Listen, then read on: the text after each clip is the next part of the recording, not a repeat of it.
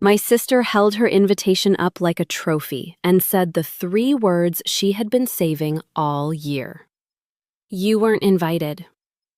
I handed the doorman my phone instead. The lobby of the Chandler Grand smelled like white lilies and old money, that particular capital city blend of ambition and hairspray. Vanessa stood in a column of emerald silk that cost more than my first car, her chin tilted at the angle she'd perfected in cotillion classes 30 years ago, the invitation trembling slightly in her manicured fingers, because even trophies shake when you're holding them too tight.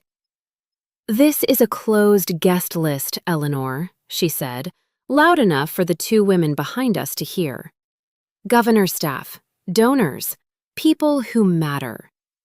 She smiled the smile she'd been smiling at me since we were girls, the one that made adults say, "What a lovely, confident child," and made me feel every single time like a stain on a white tablecloth. I did not raise my voice. I never do anymore. I reached into my clutch, unlocked my phone, and held it out to the young man at the podium, whose brass name tag read simply Thomas, and whose job that night was to scan a QR code and wave 400 well-dressed strangers into a ballroom full of chandeliers. Under Hargrove, I said quietly. Or under Ashgrove. Try both. Thomas scanned it. I watched his eyes move the way eyes move when they are reading something twice, then a third time, to make sure they had not misread it the first 2. His posture changed before his face did. That's the thing about people trained in hospitality. They learn to keep their expression pleasant a full 2 seconds after their body has already understood the truth. He straightened his shoulders.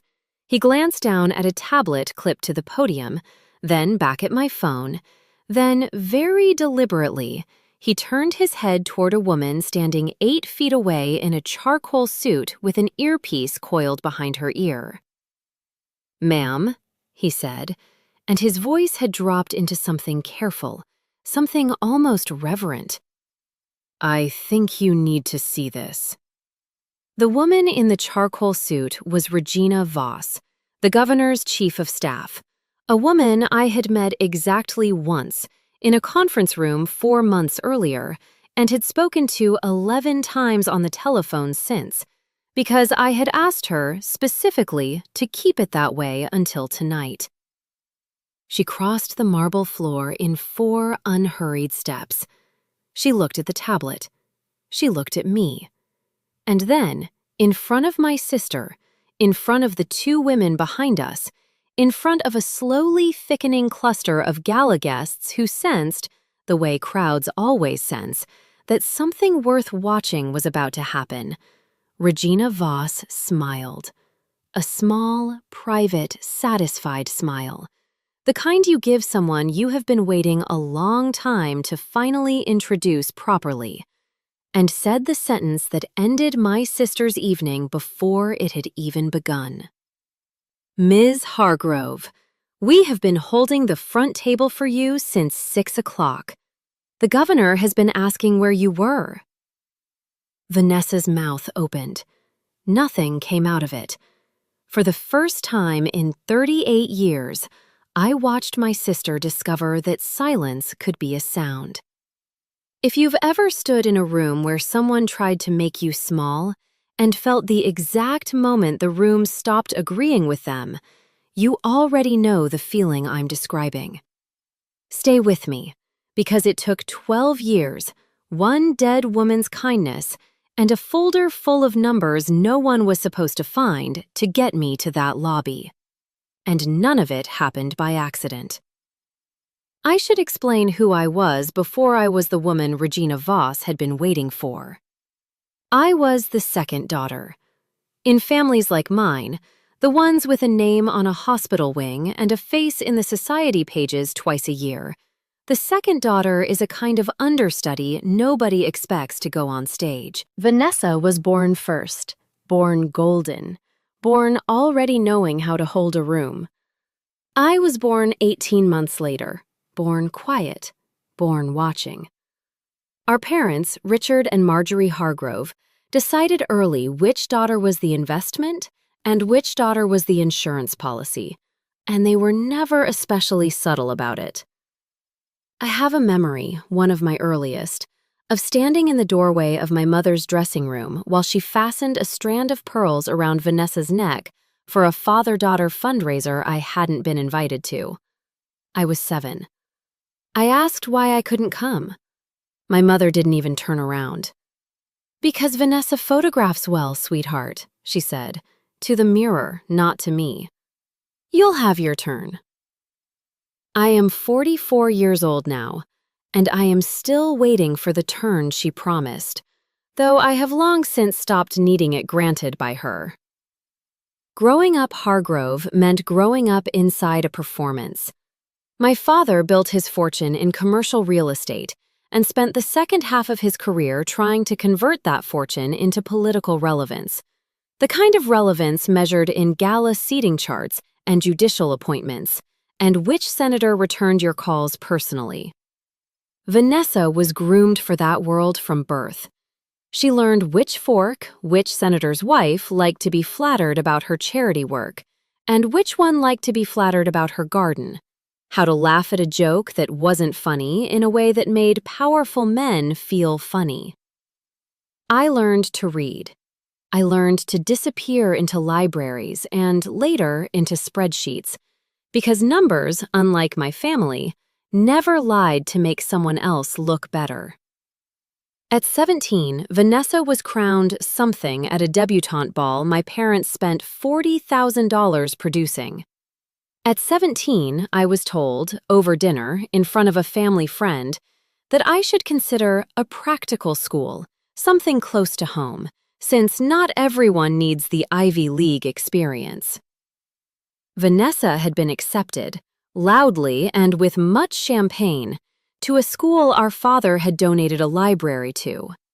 I had been accepted, quietly, to a better one, 3 states away, and I never told them until the acceptance letter for financial aid arrived and my father discovered I intended to actually use it. I have spent 30 years walking past that dinner in a single sentence, the way you walk past a door in your own house without ever opening it. But the ball came first, 18 months earlier, and you need the ball to understand the dinner. My parents rented the long room at the country club, hired a quartet, imported white gardenias from somewhere far enough away that the shipping was mentioned to guests, and turned one evening into a photograph that hung in the front hall for the next 2 decades. Vanessa wore ivory. I have genuinely forgotten what they named her that night, and I have never once been tempted to go and look it up. My father cried in a way I had never seen him cry at anything else, including 2 funerals. I was 15 and a half. I wore a dress borrowed from a cousin on my mother's side, taken in at the waist with safety pins that dug at my ribs all night. There was no seat assigned to me at the family table. My mother explained this the way she explained everything, as a logistics problem rather than a decision. The table sat 10. The sponsors had to be accommodated. It simply worked out that way. And put me at the coat table by the doors with a cash box and a roll of paper tickets, where I spent 4 hours handing furs and wraps to women who thanked the air somewhere just above my head. I watched my sister get crowned from behind a rack of other people's coats. Hold that image. It explains the rest of my life. 18 months later, Vanessa came home for a weekend from her school, and my mother built an evening around it the way she built an evening around anything that could be photographed in the mind. The roast, the good linen, the candles that only came out when there was a guest at the table. And there was a guest that night, Douglas Merrick, my father's attorney for as long as I had been alive, a soft-spoken, decent-enough man with silver at his temples, and a habit of complimenting the food twice, who had been sitting in that same chair since before I was tall enough to see over the tureen. Vanessa glowed for 2 solid hours. She talked about her haul, her advisor, a professor who had told her she had an unusual instinct for people, a spring formal she was already planning a dress around. My father listened the way men listen to good news about their own investments. My mother kept using the word thriving, which she had clearly settled on in advance, and was determined to get into the room at least 4 times. I ate. I said the 5 or 6 things a 17-year-old is permitted to say when the conversation is handed to her generously for a moment and then taken back. Then Douglas turned to me, kindly, in that small clearing that opens up after the plates are cleared and before the coffee, and asked the ordinary question a family friend asks the second child. "And you, Eleanor, where have you applied?" I remember the exact shape of the breath I took to answer him. I never got to use it. My mother set down her wine and answered on my behalf, smiling, warm, entirely without malice as she understood malice. "Oh, Eleanor's still deciding. She's not a joiner, our Eleanor. She'd be miserable somewhere enormous." And my father, who I think had been waiting all evening for the conversational door to open in exactly that direction, leaned back in his chair, laced his fingers over his stomach, and delivered the sentence that would sit in my chest for the next 3 decades. "We've been talking about a practical school, something close to home, since not everyone needs the Ivy League experience." He said it the way a man says he has picked up the check. That is the part I have never been able to put down. Not the words, the delivery. It was generosity in his mind. He was being kind to me in front of company, lowering a bar so his slower daughter would not have to be embarrassed trying to clear it. And he said it in front of a guest, which converted it instantly from an opinion into a fact, because there was no version of that table where I could contradict my father in front of Douglas Merrick and not become, permanently and in the family record, the difficult one. Douglas did the only polite thing available to him. He nodded slowly, the way decent men nod at propositions they have not examined, and said, "That's very sensible, Richard. There's a great deal to be said for staying near your people." Vanessa reached for the bread. The next 30 seconds were among the most important of my life, and absolutely nothing happened in them. I put both hands in my lap under the tablecloth and pressed the pad of my thumb against the edge of my thumbnail until it hurt, which is a thing I still do in board meetings 30 years later and have never explained to a single living person. I looked at the candle nearest my plate. I watched the wax come down one side of it in a slow, uneven ribbon, and I thought, very clearly, in a voice that did not sound like a 17-year-old's voice at all, "They are not going to find out. Not tonight. Not from me." Because the second I corrected them, the conversation would stop being about a school and start being about my attitude, and I would spend the rest of the evening apologizing for a fact. So I said, "That makes sense." I said it pleasantly. My mother looked relieved. Douglas complimented the food a second time, and the table moved on to somebody's boat.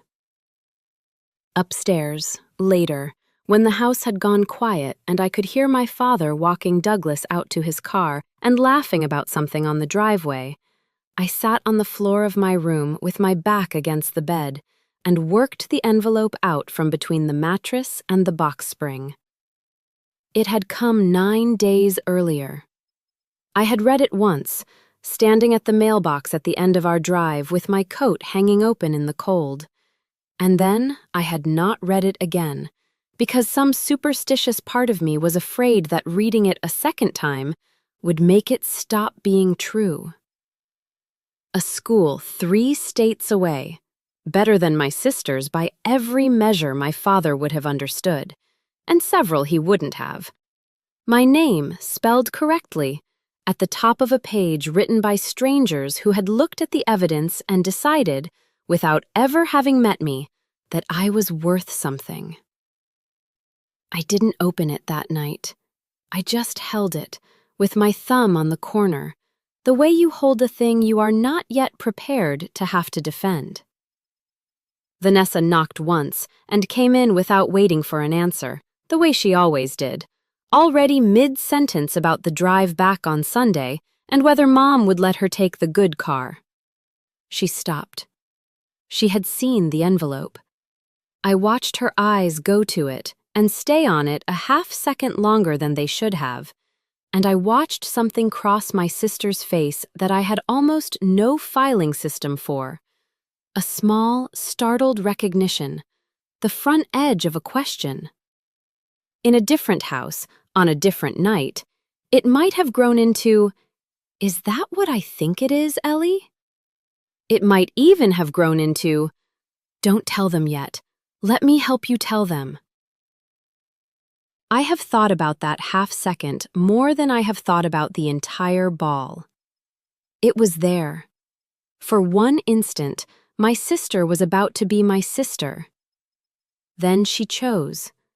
I actually watched her choose, the way you can watch weather change over a field. Her face resettled into the shape the house preferred, and she leaned against my doorframe with her arms folded and said it lightly, almost fondly, the way you'd tell someone they had something caught in their teeth. "Don't be dramatic about the school thing. You'd hate it anywhere big anyway. You go quiet at parties." Then she told me she liked what I'd done with my hair and said goodnight and went to bed. I didn't correct her either. 30 years on, I could not tell you which of the two silences in that house cost me more. When the financial aid letter came that spring, my father said, "You're not even asking us for help." And somehow, in his voice, that sounded like a betrayal rather than a kindness. My leaving for college without my parents' money or their permission became, in the family mythology that formed around it over the following years, the year Eleanor decided she was too good for us. That phrase followed me for 2 decades. I did not correct it, because by then I had learned that correcting my family's stories about me only gave them more material. There was one person who never told that story about me. My grandmother, on my father's side, a woman named Eleanor Hargrove, who had grown up with far less than any of us, and never let any of us forget it, used to call me on Sunday evenings just to ask what I was reading. She died the spring after I finished graduate school, and at her funeral, my father gave a eulogy about legacy and family name that did not once mention the fact that Corinne had left me, specifically, her copy of Middlemarch, with a note tucked inside that said, in her small, sharp handwriting, "The quiet ones outlast the loud ones, Ellie. Watch and wait."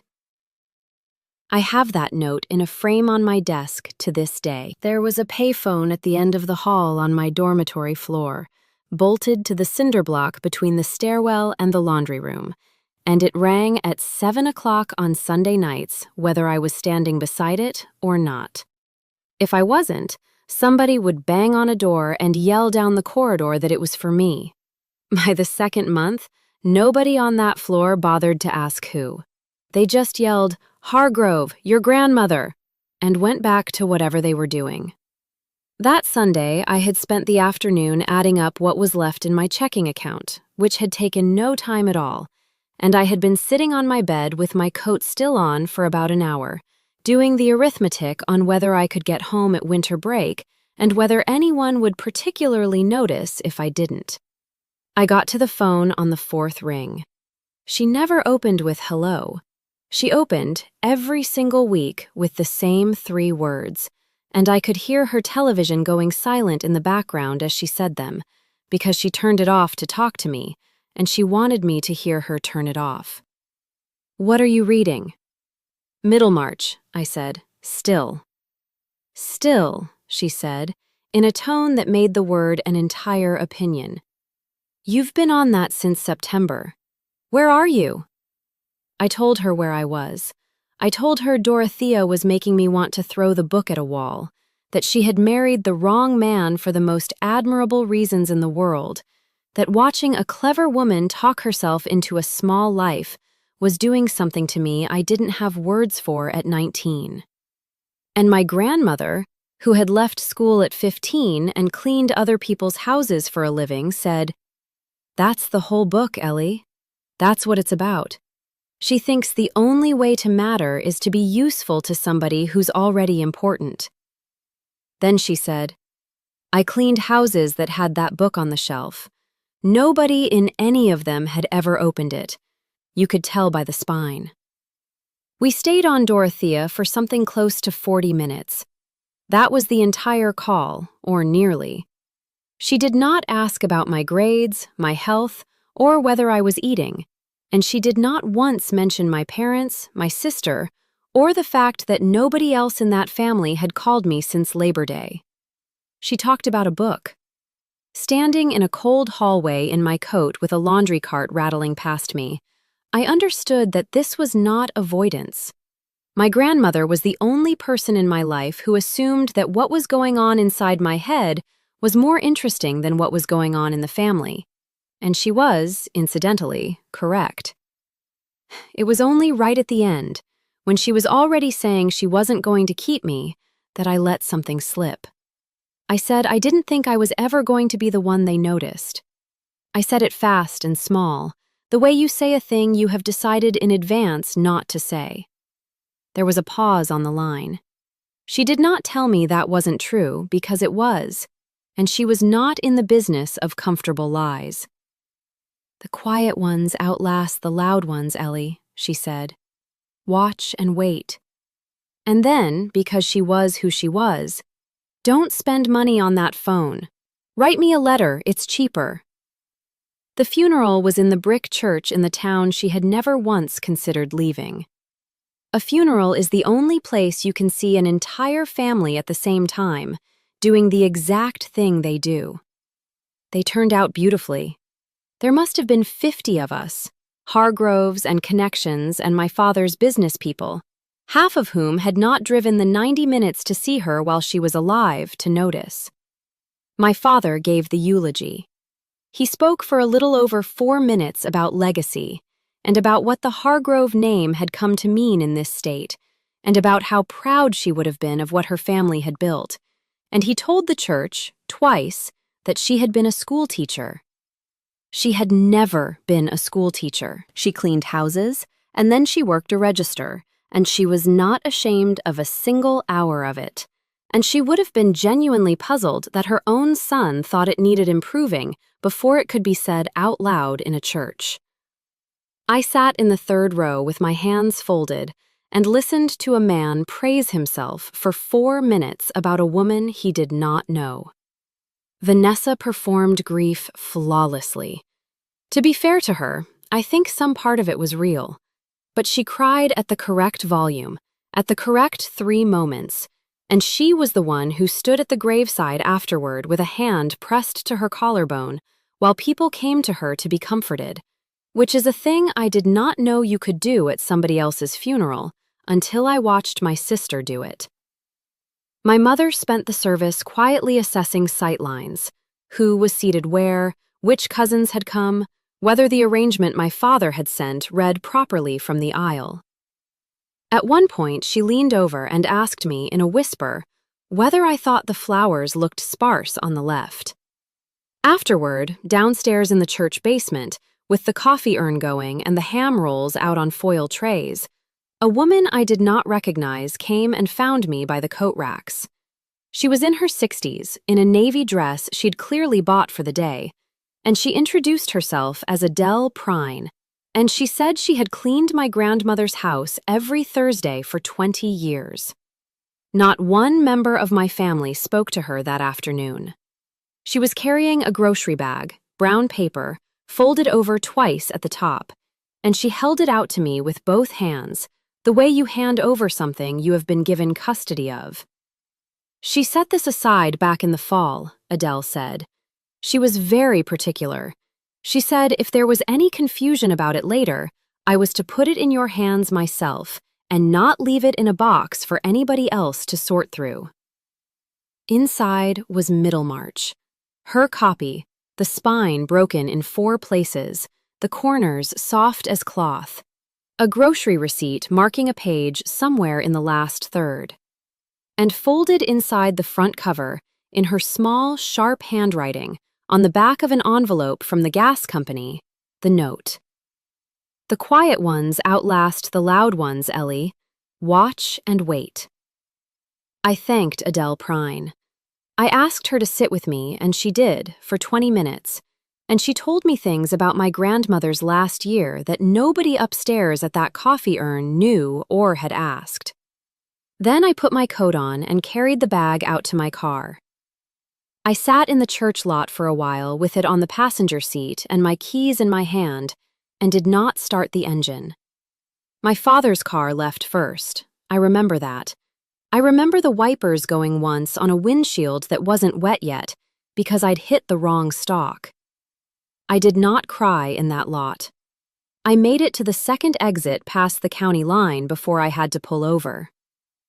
I want to tell you about Sophie now, because you will need to know her before the end of this story, and because she is the reason none of what came later ever curdled into something I couldn't live with.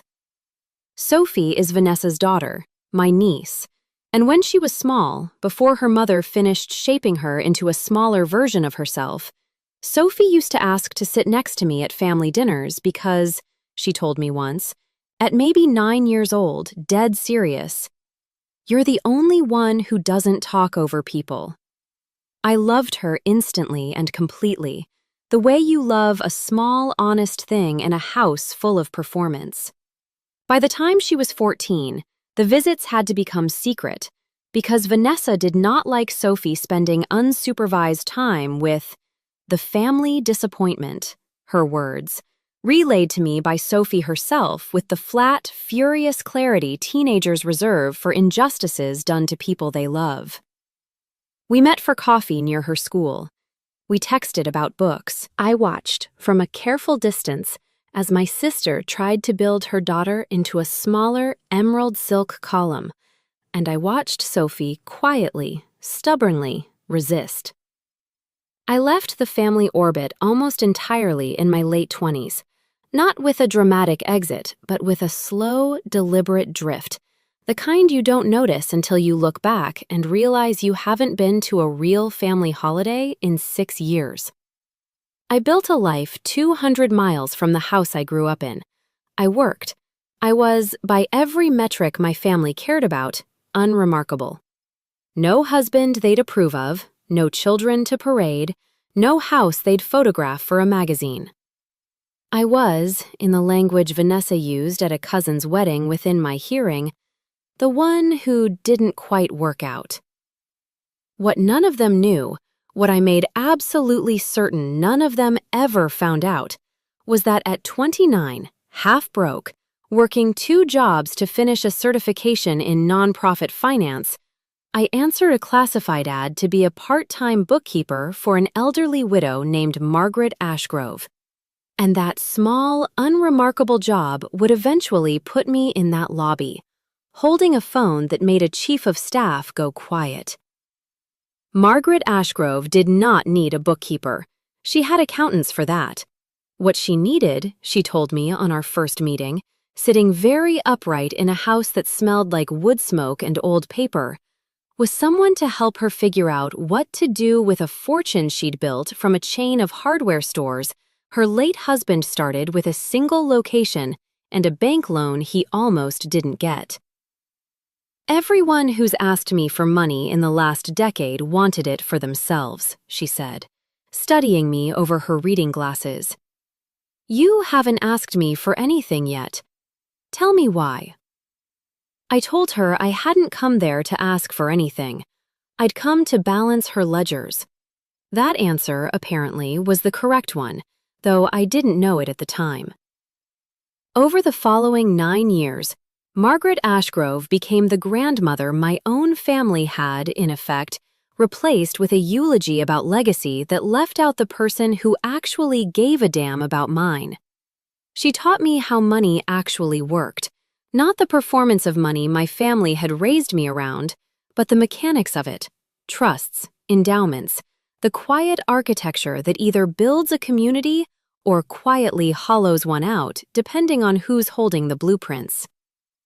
When Margaret's health began to fail, I was the one who sat with her 3 nights a week while a rotating cast of nieces and nephews she barely knew circled her hospital room asking, with varying degrees of subtlety, what was in the will. I never asked, not once. And that, in the end, was exactly the reason she left nearly everything. The stores, long since sold, the investment portfolio, and control of a modest charitable trust she'd quietly funded for 20 years. Not to any of them, but to me. Everything that came afterward, the foundation, the folder, the lobby, the woman in the charcoal suit, came out of one hospital room on one entirely ordinary Thursday. 4th floor, east wing, a window that looked directly into the side of a parking structure. Margaret refused the gown. She wore her own bathrobe over it, quilted, dark green, belted like she was on her way somewhere, and she had made a nurse promise not to raise the bed past a certain angle because she said lying back made a person sound apologetic. She was entirely lucid, and she had reached the stage of her life where she had stopped being interested in pretending anything. That, more than the illness, is what her family could not handle. You cannot flatter a woman who has stopped agreeing to be flattered. Her nephew Curtis arrived at 6 before I had my coat off. He had a folder with him, a real one, vinyl, with a little clear sleeve on the front where somebody at an office supply store had put a printed label, and inside the folder were what he called, twice, some estate planning ideas. He said them like that, ideas. He pulled the chair up close and set the folder on the bed by her knee and said, "This isn't about anything except making sure your wishes are documented, Aunt Margaret. That's all this is. Just so your wishes are documented." He said Aunt Margaret 3 times in 90 seconds, which is 2 more times than a man says it when he means it. And the whole time he was talking, he was clicking a pen. He had taken the cap off before he sat down. He had walked into a dying woman's hospital room with the cap already off the pen. Margaret let him get about 4 minutes into it. Then she turned her head on the pillow, looked at him with the mild, unbothered attention she gave to weather reports, and said, "Curtis, put the cap back on the pen." He laughed, because that was the only available exit, made a show of capping it, and stayed another 7 minutes talking about his daughter's soccer. He left the folder on the nightstand. A nurse eventually moved it to the windowsill, and as far as I know, it stayed there until the room was cleaned out. His sister Bethany came at 7 with supermarket carnations, still in the plastic sleeve with the price sticker on it, which she handed to me rather than to Margaret, because I was the one standing. Then she sat on the edge of the bed, took Margaret's hand, held her phone out at arm's length, and took a photograph of the 2 of them. She had to take it twice, because the first one caught the IV pole. She stayed 11 minutes. I know it was 11, because I looked at the clock when she came in, out of a bad habit I'd developed by then, and I looked again when the door shut. There was no vase in that room, so afterward I put the carnations in the plastic water pitcher, and Margaret watched me do it and said, "Leave the price on." Out in the corridor, a man on speakerphone, a cousin's husband, I think, I never did establish it exactly, paced past the door asking somebody whether the leases on the stores were assignable. The stores had been sold years before. But there he was in a hallway with a dying woman 30 feet away, negotiating a chain of hardware stores that no longer existed, because it was the only way he had ever been taught to be present in a family. I got up and closed the door. It's the only rude thing I did in 9 years, and I'd do it again. When they were all gone, I did what I did on every one of my 3 nights, which was nothing that would ever appear in anybody's will. I got fresh ice chips because the ones in the cup had gone to water. I fixed the blanket, which had slid off her left foot, because her left foot got cold and her right one never did, and she found the asymmetry personally insulting. I put lotion on her hands, which cracked in that dry hospital air, and she complained about the smell of it every single time and held her hands out for it anyway. And then I sat down in the vinyl chair and I read to her. I read her Middlemarch, my grandmother's copy. The note itself was by then already in a frame on my desk, but the book still went everywhere I went, in the bottom of whatever bag I was carrying, the spine broken in 4 places and the corners gone soft as cloth. Margaret had opinions about Dorothea. Margaret had opinions about everybody in that book, and she delivered them like a woman assessing a job applicant, which is precisely how another woman had once delivered them to me down a payphone line. Neither of them was related to me in the way that shows up on a chart. One was, technically. She just wasn't the part of the family that stuck. I had gotten maybe 2 pages in that night when she said it, to the ceiling, without any particular emphasis, the way a person finishes a thought they have been quietly having all evening. Family love isn't who shows up when there's something to sign. It's who'd still be in that chair if the room was empty. She didn't look at me when she said it. She didn't say it kindly, either. Margaret never said anything kindly. She said things accurately, which, in my experience, is rarer and worth considerably more. And I did not answer her. I want you to know that. I didn't say thank you. I didn't say, I know. I didn't say the thing a younger woman would have said, which is, I'm not here for that, Margaret. Because saying it would have made it a transaction, and she would have heard the transaction in it. I found my place on the page and kept reading. She closed her eyes. Somewhere near the bottom of the next page, her breathing changed into the slow, uninterested rhythm of a person who has stopped following the words and started listening to the voice. She died 7 weeks later, on a Sunday afternoon, with the blinds up because she had asked for them up. I was there, and a nurse named Yolanda was there, and nobody else was. There was no speech. She did not tell me she loved me, and I did not tell her, because we were not that kind of pair, and because we had both already said it in the only vocabulary either of us trusted, which was showing up on the nights we said we would. The nieces and nephews came back for the funeral, in good coats, and stood together near the front. I sat in the 4th row and did not speak to anyone. And I went home, and for about a week I could not open that book. I did not become rich the way my family understood rich. I did not buy a house with a name. I did not appear in any pages my parents read over their coffee. Instead, I spent the next 4 years doing exactly what Margaret had spent her final months teaching me to do. I turned her trust into something larger, folded in additional capital I'd built through careful, patient work of my own, and formed what became known, quietly, deliberately, almost anonymously, as the Ashgrove Foundation. My family never heard the name. I made sure of that. Every filing, every press mention, every Gala seating chart used the Foundation's name, never mine.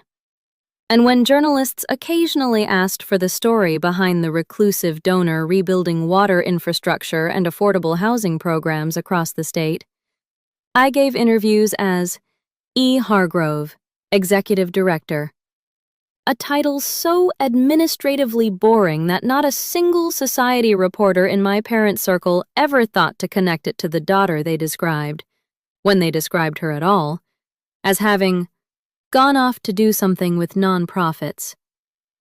They weren't wrong. They just never asked what. It was never a strategy.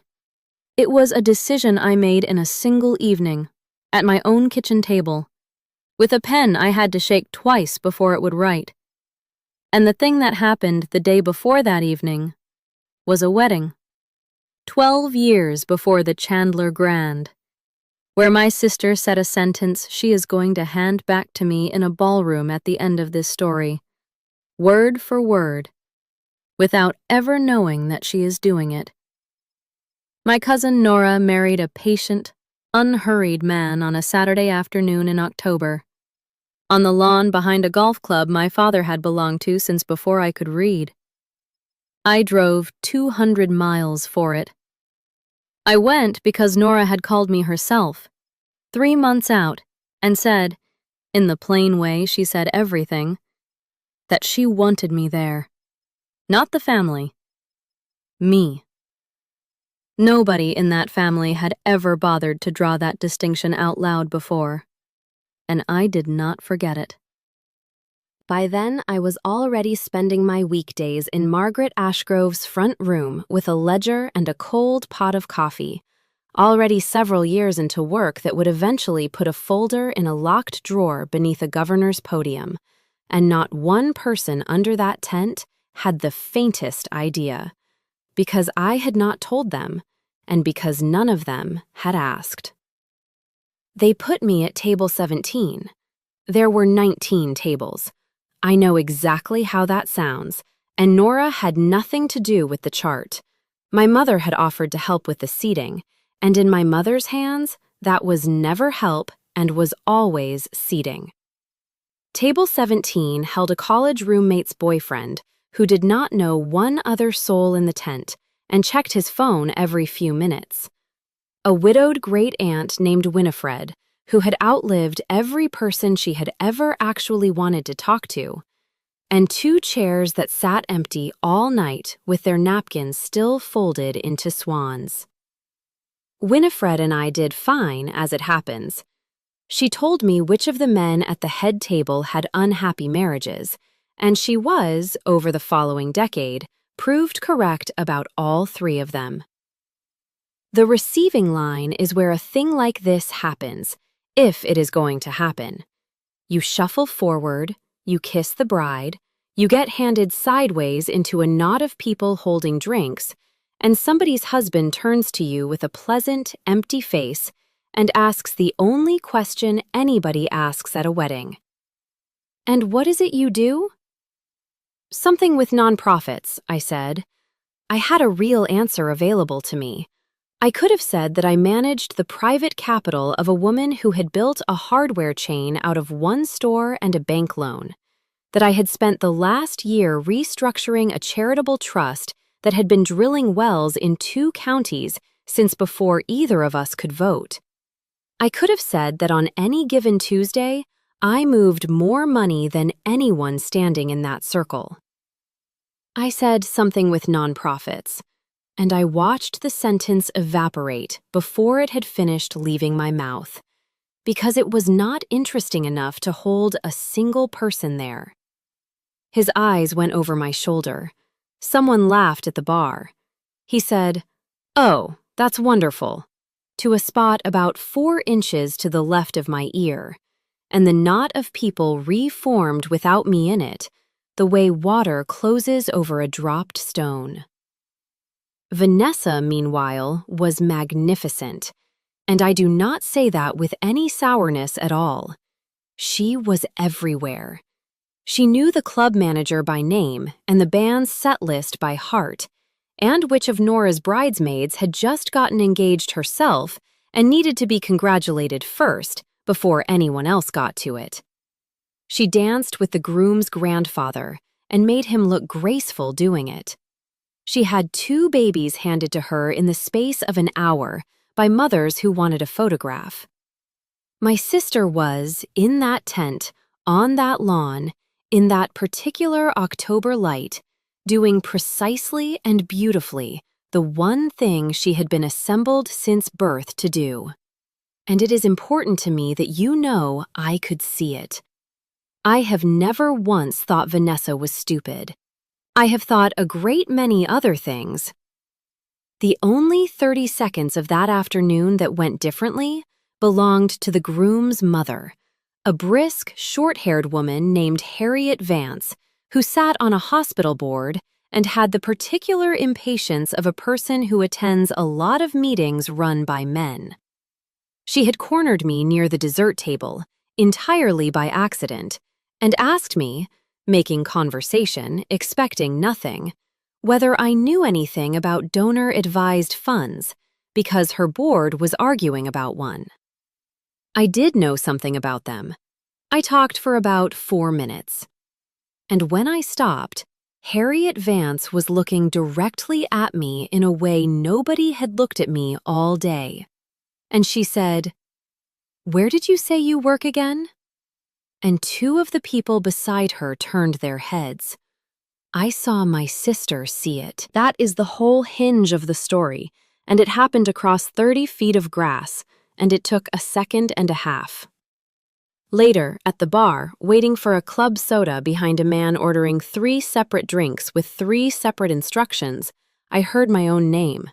Vanessa was 6 feet away with her back half turned, talking to 2 women I did not know, one of them a Vance by marriage. One of them asked which one I was, and my sister said, easily, warmly, without a single degree of heat in it, "Oh, that's Eleanor, the one who didn't quite work out." The women laughed, not cruelly. It was the small, comfortable laugh people give when a thing has been explained to them efficiently, and my sister had explained me efficiently, and everyone at that end of the bar now understood me, permanently, in 7 words. I took my club soda. I said thank you to the bartender. I do not believe Vanessa ever knew I was standing there. I went out onto the terrace after that, the flagstone one on the west side that looked down over the 9th green, because I wanted 90 seconds where nobody had to be told anything about me. The band had started up inside. It was that hour when the light goes long and gold, and every single person at a wedding looks better than they will ever look again. I stood at the rail with my drink, and I did not think about anything in particular. I was tired, and I was a long way from my own bed. That was all. The door opened behind me, and my sister came out, fanning herself with a program, complaining about the band's volume. She saw it was me. She stayed anyway, which I took at the time as something almost like affection. We stood there for a moment. Then she said, without looking over, "You had quite a lot to say to Harriet Vance." I said Harriet Vance had asked me a question. She was being polite. Vanessa turned then and leaned her hip against the rail and looked at me with an expression I would spend the next 12 years failing to describe to myself accurately. Not anger, not even dislike. Correction, the face of a woman straightening a picture on a wall. "Don't do that here," she said. "It's Nora's day. Nobody needs the audit." I asked her what exactly she thought I had done, and my sister said in the level, unbothered voice of somebody reading a street sign out loud, "This isn't your world, Eleanor. It never was." I did not blink hard. I did not set my glass down harder than necessary. I looked out at the 9th green for another few seconds, and then I said I should find Winifred, and I went back inside. I sat through 4 toasts. I clapped in the right places. I found Nora at the edge of the dance floor and told her she had looked happy, which was true, and she hugged me hard and said, "Table 17, I saw. I'm sorry, it wasn't me." I told her I knew it wasn't her. Then I got my coat myself, because there was no coat table girl that night, and I drove 200 miles home in the dark with the radio off. What I did when I got in was the least dramatic thing in this entire story. There was a manila envelope on my kitchen table that had been sitting there for most of a month. It was the annual filing for Margaret's little trust, the old one, the one that had been quietly paying for well drilling and roof repairs while nobody in that state knew it existed. Margaret had been after me about it since the end of the summer, because there was a line on the second page for the administrator of record, and the line was blank, and the trust could not file with it blank, and she had told me twice, in that flat way of hers, to stop dithering and put my name on it like a grown woman. I sat down in my coat. I got the pen going on the back of the envelope, and on the line that asked for the administrator of record, I did not write Eleanor Hargrove. I wrote E. Hargrove in small block capitals, and I looked at it for a while, and it was correct, and I signed the page and put it in the mail on Monday. It would be very easy to tell you that was the first move in a 12-year campaign. It was not. It was relief. Every time my name went on a page in that world, it was one more page my family could eventually find and have an opinion about. And I was so tired of having opinions had about me. An initial is not a lie. It is a closed door with your own hand on the knob. Margaret saw the copy a few weeks later and did not say anything about it for 2 days, and then, apropos of nothing, over a ledger, she said, "That was smart. Nobody looks twice at an initial." She never mentioned it again. Years later, when there was a foundation instead of a trust, and forms considerably larger than that one, I made the same choice on every single page without ever once having to stop and think about it. I had already decided. I decided it in my coat at a kitchen table on the night my sister told me whose world it wasn't. By the time the Ashgrove Foundation became the single largest private funder behind Governor Ruth Callaway's Clean Water and Housing Equity Initiative, contributing over 3 years, just under $19 million toward infrastructure grants across 11 counties, my family still believed I rented a 1-bedroom apartment and worked, in my mother's words, in some kind of paperwork job. Let them believe it, Margaret used to say before she died. She'd have liked what came next. Because it was in the second year of that initiative, reviewing a routine grant disbursement file at 11 o'clock on a Tuesday night, that I found the name Colt Urban Renewal LLC, and everything about my family's carefully performed evening at the Chandler Grand began, quietly, to change. I want to slow down here because the moment matters. I was not looking for my family that night. I was looking for a decimal error. The Ashgrove Foundation, alongside 2 other major donors, funded a state grant program that awarded contracts to private developers to build affordable housing units in 3 underserved districts. And as chair of the foundation's oversight committee, part of my job, the part I actually loved, the quiet, unglamorous part, was reviewing quarterly disbursement ledgers before they were forwarded to the state comptroller's office. The file that night showed a routine $6.2 million disbursement approved 11 months earlier for a housing project in the River District, a project that, according to the accompanying report, had broken ground, poured foundations, and was 40% complete. I pulled up the satellite imagery the foundation used for site verification, a boring compliance step nobody on the committee ever expected to matter. The lot in the River District was empty. Not 40% complete. Empty. A chain-link fence, a faded permit sign, and weeds. I sat very still for a long time after that. Then I did what Margaret taught me to do with anything that frightened me. I got quiet and I got precise. I pulled every filing associated with the developer of record, a limited liability company called Colt Urban Renewal, incorporated 18 months earlier, registered agent listed as a law firm 2 blocks from the state capitol. I pulled the officer filings, and there, In the plain, unglamorous font of a Secretary of State business registration was the name of the managing member, Preston Colt, my sister's husband. I remember exhaling very slowly, the way you exhale when you realize a road you thought was straight has a curve in it you didn't see coming. Preston Colt, son of a two-term state senator, husband of Vanessa Hargrove Colt, father of my niece Sophie, had somehow become the managing member of a limited liability company that had received, and apparently not spent, $6.2 million of public and philanthropic housing money for a project that did not exist. I did not call my sister. I did not call my parents.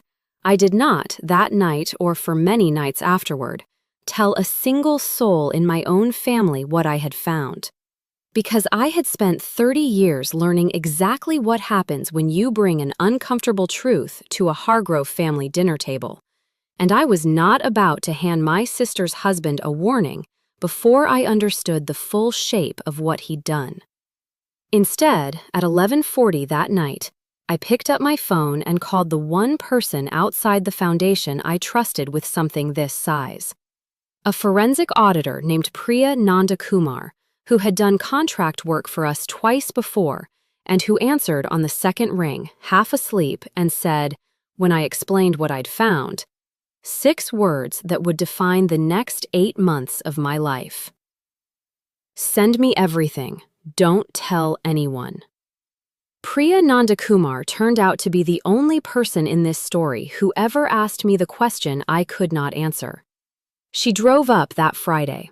It was a 4-hour drive, and she did it in one go in a gray sedan with a cracked windshield and 190,000 miles on it. And she arrived at 9 in the morning with a banker's box, a laptop bag, and a canvas tote with a change of clothes in it, having decided somewhere around hour 2 that this was going to be a weekend and not a meeting. I had expected, I think, someone in a suit. She was in jeans. She shook my hand once, briefly, looked past me at the foundation's back office, and said, "Is that table bolted down?" It was not. We moved it. We worked in that back room from Friday morning until Sunday night, and by Saturday afternoon there was butcher paper taped along 9 feet of wall, because a screen is where you look at a number, and a wall is where you see a pattern. And Priya does not believe you can see a pattern on anything you have to scroll. There were, by the end of it, 4 takeout containers from the same Thai place on the windowsill, ordered on 3 separate occasions by a woman who had decided the food was acceptable and refused, on principle, to spend 1 more minute of that weekend deciding anything else. She is not what people expect a forensic auditor to be. She reads with a steel ruler, an actual ruler, 15 inches, laid under the line she is on and moved down 1 line at a time, because she says the eye lies and the ruler doesn't. She says numbers out loud before she writes them. 6.2, she'd say, to nobody, to the room, and then write it. And after 2 days, I caught myself doing it too, and have never entirely stopped. She does not gasp. She does not say, "Oh my God." In 8 months, across everything we found, I never once heard that woman raise her voice above the volume of someone reading a grocery list. There is a reason for the flatness, and she told me about it on the Saturday, in the middle of the afternoon, without any preamble at all, the way she said everything. She had spent 7 years in a state comptroller's office. She had built a case there, over 14 months, against a developer who had done something smaller than Preston Colt, but the same shape, and she had built it properly. And on a Friday afternoon in August, the whole thing was settled quietly with no admission of wrongdoing, and a number that was less than what the man had taken. He kept his license. He built 2 more schools in that state afterward, and one of them she has driven past. I was surprised, she said. That was my mistake. I don't get surprised twice by the same thing. Then she went back to her ruler. People imagine forensic accounting as a lightning strike. One damning document, one gasp. It is not that. It is the patient, dull work of asking a stack of paper who else it ever talked to. A real subcontractor, Priya explained, is loud. Not in person, on paper. It has a payroll, a workers' compensation policy, a phone number that a tired human being answers on a Tuesday, a truck with a lien on it, a supplier who has been chasing it for money since March. A real company leaves fingerprints all over other people's filing cabinets, because that is what doing business is. A shell leaves paper that only ever talks to itself. Same registered agent, same address as two other entities, round figures, always round figures. Real construction bills are ugly. They have cents in them, they have change orders, they have a line for a dumpster. And then there was the thing that made her stop and put the ruler down flat on the table, which she did maybe 3 times all weekend. Colt Urban Renewal had filed a construction draw schedule with the state. Draw after draw, released against reported progress. Foundations, framing, mechanical rough-in, and there was not one lien filing in that county's index against that project. Not one. Priya said something to me then that I have quoted since, in rooms where I was not allowed to say where I got it. She said, on a real job, somebody is always owed money, and they always say so in public, because that's the only weapon they've got. A construction site with nobody complaining isn't a well-run job. It's an empty field. Then she picked the ruler back up. By Sunday afternoon, the wall said what the wall was going to say, and we both knew it, and neither of us had said the other thing out loud yet. Priya had seen the officer filings before she got in the car on Friday. She knew perfectly well whose husband this was. She had not mentioned it once in 2 days, which I had noticed, and which I had been grateful for in the way you are grateful for a doctor not saying the word until he has the film in his hand. She capped her pen. She looked at the wall, not at me. And she said, "Your niece, how old is she?" I said she was 16. "Does she have a phone?" I said, "Of course she has a phone."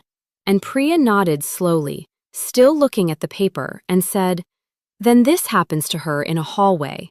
Whatever we do and however carefully we do it, on some Tuesday morning she is going to be standing at a locker, and 40 people are going to have already read it." She turned around then. "Have you thought about that?" I had no answer. I told her the truth, which was that I had thought about almost nothing else for 3 days and had not gotten 1 inch, and that those are 2 entirely different kinds of failure, and I had managed both of them at once. I said I did not know how to protect that child from her own father. I said it out loud in a room with butcher paper on the wall, and I heard how useless it sounded. Priya did not comfort me, and it was the single most useful thing anybody did for me that entire year. She did not tell me it would be all right, or that Sophie was resilient, or that children survive worse, all of which people said to me later and none of which helped. She stood there with her arms folded and she gave me the cold, true, usable thing instead. "There's a family that's going to get hurt by this," she said. "And there are families that already got hurt by it. 3 districts of them. They're just not related to you, so they don't wake you up at 4 in the morning." She let that sit for a second. Then, flatter still, "You didn't put those 2 groups on a scale. He did that. 18 months ago, at a desk, on purpose. The only thing you get to decide is how long it keeps going while you make up your mind." I asked her, and I hated the sound of my own voice asking it, whether waiting would make it easier on Sophie.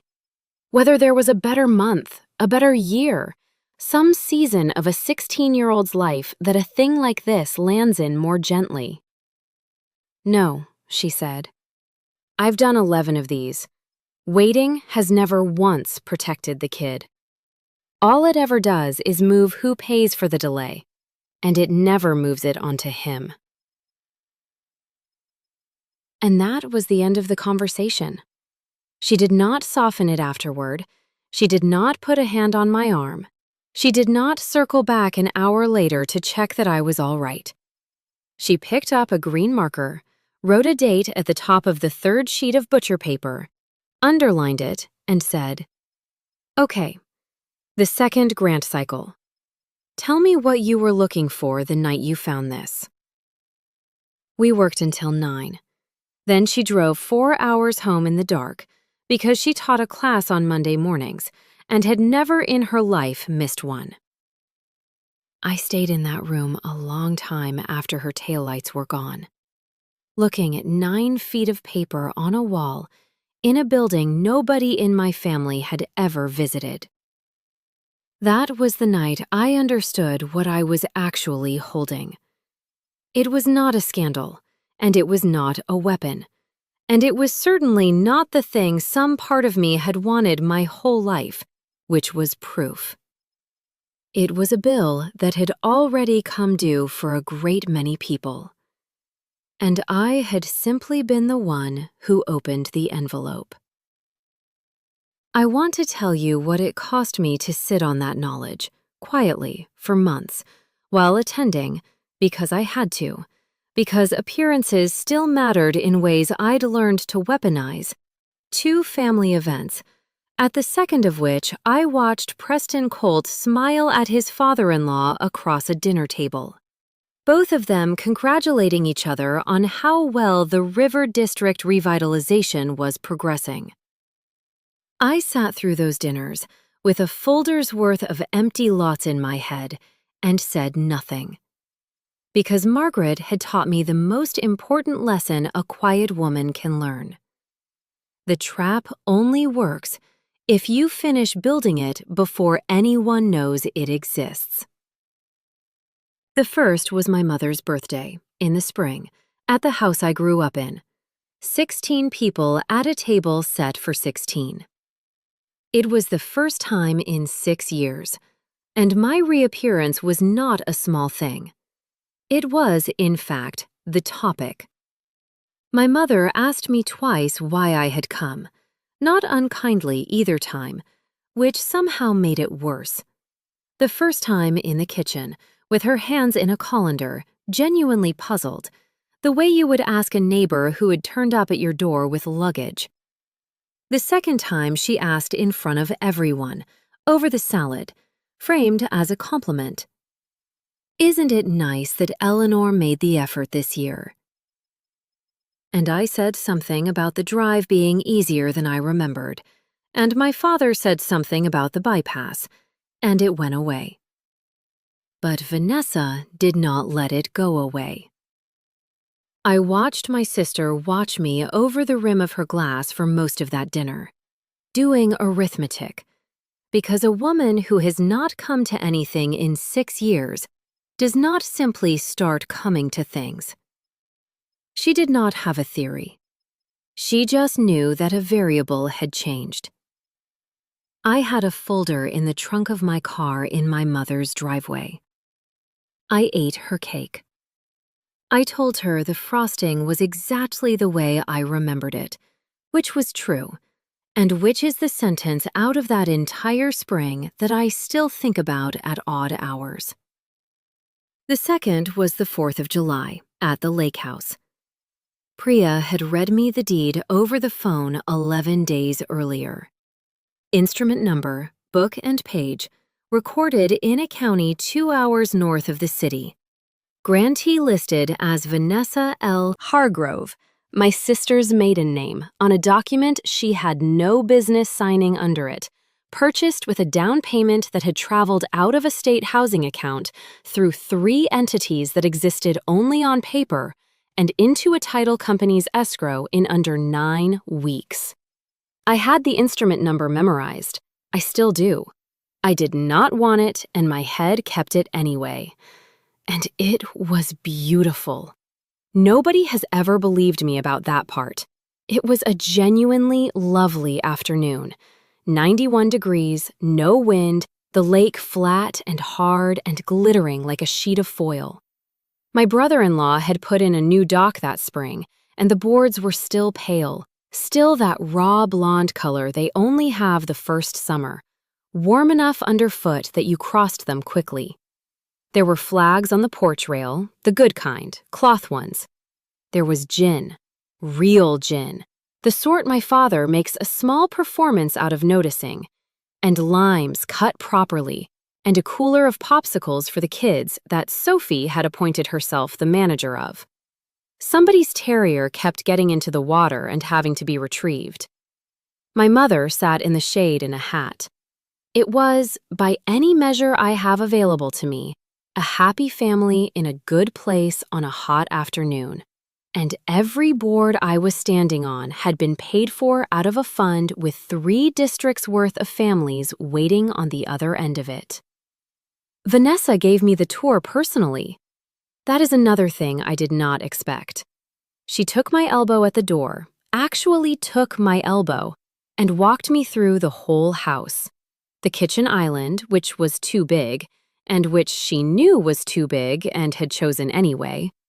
The bunk room upstairs with 6 beds in it, for grandchildren nobody had yet. The window on the landing that framed the water so exactly that she said twice that she had cried the first time she saw it. She was happy, not performing happy. I had not seen my sister uncomplicatedly happy since we were girls, and I would like to be able to tell you that I felt nothing but disgust standing in that hallway. And what I actually felt was a kind of homesickness so sharp it made my jaw ache. She said they were doing the boathouse next year. She said, "You should come up in the fall. It's better in the fall. There's nobody on the water." She meant it. That is the thing I have had to carry. In July, on that landing, my sister invited me to her house and meant it. And I said that sounded lovely, and I already knew the state was going to take it. Twice in one summer did not go unremarked either. My father said it at the grill, cheerfully, tongs in hand. "Twice in one summer, should we be worried about you?" And one of Preston's cousins laughed and said something about how the black sheep always comes home when there's a lake. And my father laughed, and Vanessa said, "She's being nice to Mom, don't ruin it." They had all noticed. They simply could not construct a version of me interesting enough to be worth investigating. That was the protection I had, all 8 months. Not cleverness, their lack of curiosity. It has been the great cheap advantage of my entire life, and I have never once been proud of it. We ate at 4:30, at 2 long tables pushed together on the grass under a maple, and that is where my father stood up with a glass in his hand. He toasted Preston. Of course he did. He toasted him for a good 10 sentences, my father, who had never in his life given a toast that was not fundamentally about himself. And this one got there in under a minute. How he had known when Vanessa brought this one home. How a man is measured by what he leaves standing. How the river district had been a dead patch of ground since before any of us, and it took somebody with vision and, he said, guts to go in there. He said the phrase river district revitalization the way other men say their own children's names, and then he raised his glass and said, "To the next 40 families." And Preston stood up and gave it right back to him. That is what nobody sees when they read about a thing like this in a newspaper. It was not one man lying to a table. It was 2 men handing each other something they both needed, back and forth, in front of their wives, and both of them enjoying it enormously. Preston toasted my father's instincts. Preston said he had learned everything he knew about ground from Richard Hargrove. Preston said, I am quoting this exactly. I have not had to work to remember it.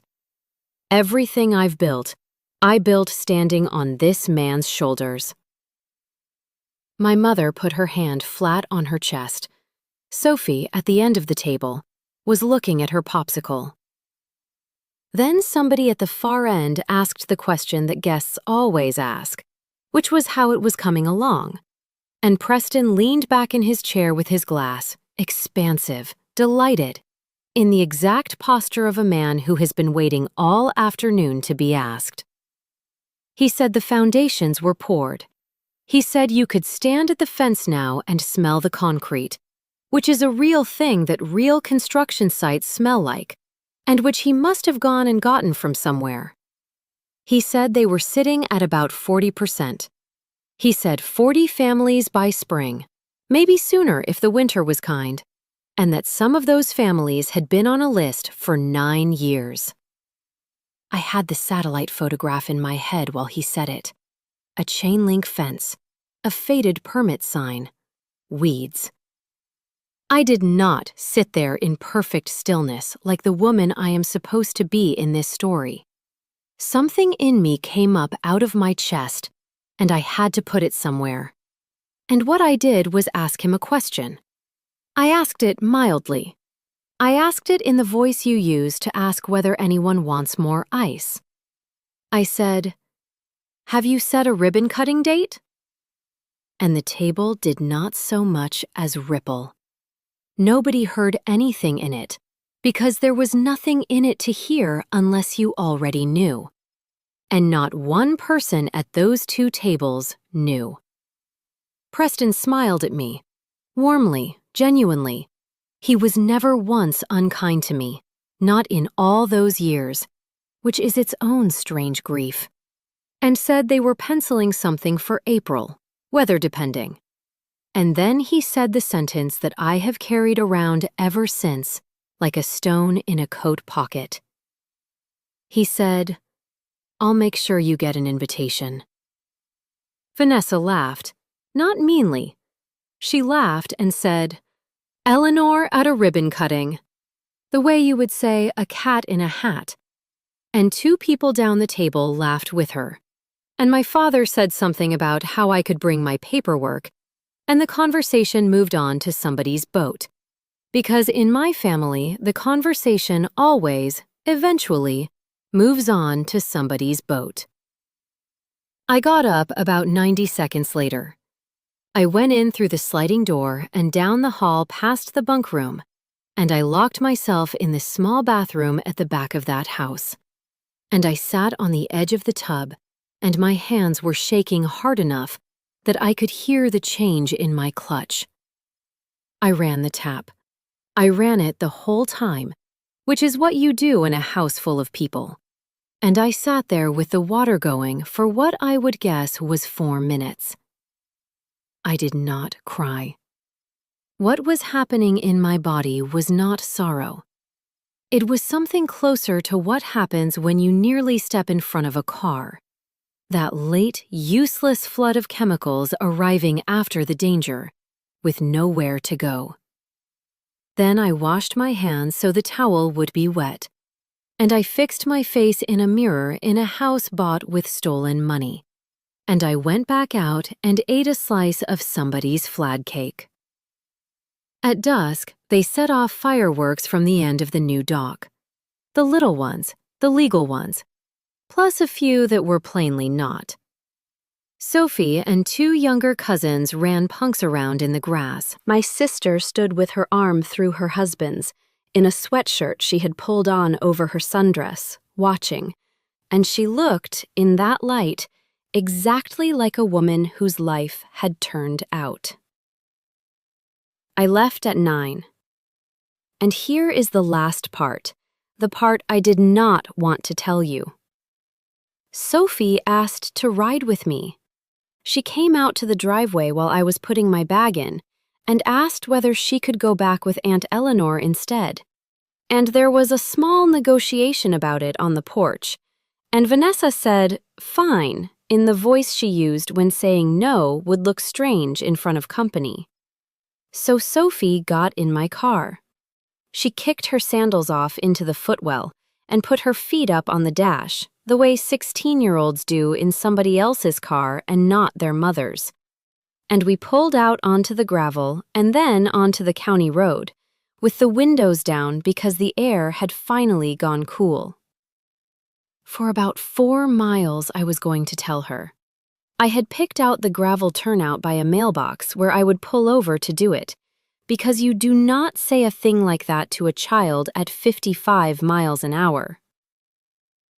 Then I thought about what I would actually be handing her, which was not the truth, but a job, mine, to be carried at her own breakfast table for however many months it took. And the turnout went by. I asked her what she was reading. She told me. It was something for school she was 3 chapters behind on, and something else she had picked up herself that she liked better. And she talked about it most of the way back, with her feet on my dashboard and the fields going past dark on both sides. And I said, and asked her 1 or 2 things, and did not hear a single word of it. It was the kindest sentence I had. It was nowhere in the same county as the true one. And there was something else pulling at me during those long months, something that had nothing to do with fraud or ledgers. Sophie had started, quietly, asking questions about her father's business, the way sharp, unhappy 16-year-olds do when they sense a wrongness in a house they can't name. She'd texted me once, unprompted, "Dad's been weird about money lately. Is that normal for adults?" And I had typed and deleted 4 different responses before settling on something true but incomplete. Sometimes adults have things they're working through. You don't have to carry it. I hated lying to her by omission. I told myself, the way you tell yourself things at midnight when you can't sleep, that I was protecting her, not deceiving her, and that there is sometimes a difference, even if it doesn't always feel like one. We met, for 2 years, in a coffee shop on the corner of a strip near Sophie's school, between a dry cleaner and a place that sells phone cases, and it has never once been busy in the way places like that are supposed to be busy. There are 2 chairs in the front corner by the window that are genuinely bad chairs, low, with a metal bar running exactly where a person's back is, and we sat in them every single time, because they were in the corner and because from that corner you could see the parking lot. The barista was a kid named Owen, with a nose ring and a beard he was losing an argument with, and by that second summer he had started making Sophie's drink when he saw her cross the lot, which was, if I am honest, the closest thing to belonging either of us had in that town. Iced. Far too much caramel. He never once asked me who I was, and I have thought since that this was the single most useful service anybody performed for me that year. She came in one Saturday morning that August, with her hair still wet and her backpack on one shoulder, even though there was no school. And she sat down, and she did not complain about anything. That is the part that frightened me. Sophie did not come to me to complain. She came to report. She laid it out the way you would give somebody the weather, flatly, in order, and it was so much worse than complaining, because a 16-year-old who complains still believes that somewhere there is an adult who is going to do something about it. She said her father had started taking his calls in the garage. With the door down, she said. Not the car door, the big one, the roll-down one, pulled shut in August in a garage with no air conditioning in it, and he would come back inside 20 minutes later with his shirt stuck to his back and say something about the reception being better out there. She said a man had come to the house on a Sunday and had not taken his coat off. She said her mother had sent her upstairs, which had not happened to her since she was 11 years old. She said her mother had started saying, "After the gala," the way other people say, "after the war." After the gala, we'll look at the kitchen. After the gala, we'll talk about the summer. Everything in that house, she said, had been picked up and carried over to the far side of one night in October. And she said there had been a fight about a letter from the bank. She had heard the word letter and the word bank through a floor, which is how children have learned everything they have ever known about their parents. And that the next morning, there was a new car sitting in the driveway. I knew what the car was. I knew the month the lease had been signed, and the account the first payment had come out of, and the 3 entities that money had walked through on its way to that account, every one of them paper talking to itself. I sat in a bad chair in a coffee shop with a caramel drink sweating a ring onto the table between us, and I knew all of it, and my niece did not. Then she asked me the question. She did not ask it dramatically. She was looking out at the parking lot when she said it. Is this just what adults are like? Is everybody's house like this and nobody says? Priya's interim summary was in a folder on the passenger seat of my car. 40 feet away, through a plate glass window, under a windshield, in the sun. I could have walked out there and been back inside in 90 seconds and put the whole thing on the table between us.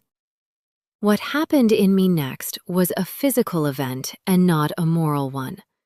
I felt the sentence assemble itself, the entire shape of it, first word to last. No, sweetheart, this is not what adults are like. This is what your father is like, and I can show you. And I felt my jaw do the thing a jaw does in the half-second before it opens. And then it did not open. There was a gap. 2 seconds, maybe 3, in which I was a woman sitting across a table saying nothing at all. And Sophie noticed it. I watched her notice. She glanced over at me and something went across her face. And then, and this is the part that undoes me, my niece decided to let me have it. 16 years old. She recognized an adult holding something, and she chose, right there, to be gracious about it. And she looked back out the window. What I finally said was that most houses have something in them nobody says out loud, and that it did not make her crazy for feeling the shape of it through a floor. Which was true. Which is also the particular kind of true that is built entirely out of not answering. Then she changed the subject herself, and she did it clumsily. The way you change a subject you have been waiting the whole conversation to get around to. She said, sort of sideways, into her cup, that she had read about a river out west somewhere where they had taken out a dam. Just taken it out, she said, pulled it down on purpose. And inside of 3 years, there were fish spawning in a stretch of water that had not had a fish in it since before anybody at her school was born. I asked her how she had come across a thing like that, and my niece, who had spent 16 years being told which rooms mattered and which ones did not, who had been coached and corrected and dressed and photographed, who could sit through a 9-course political dinner without dropping her napkin or her expression, lit up like somebody had thrown a switch behind her face. She talked for a solid quarter of an hour without stopping. Environmental science, restoration ecology, she said, which was a phrase that had certainly never come out of any mouth at any Hargrove dinner table. There were programs where the fieldwork started in the 2nd year, she said, actually in the water, actually standing in it with a clipboard and a pair of waders. She had a list. She had had a list for a while. I had known that girl since the hour she was born, and I had never once seen her face do that. Not at Christmas, not at her own birthdays, not in a single room full of people who loved her the way our family loves people, which is loudly and on a schedule and mostly out loud to other people. I said, apply. She said her mother wanted political science.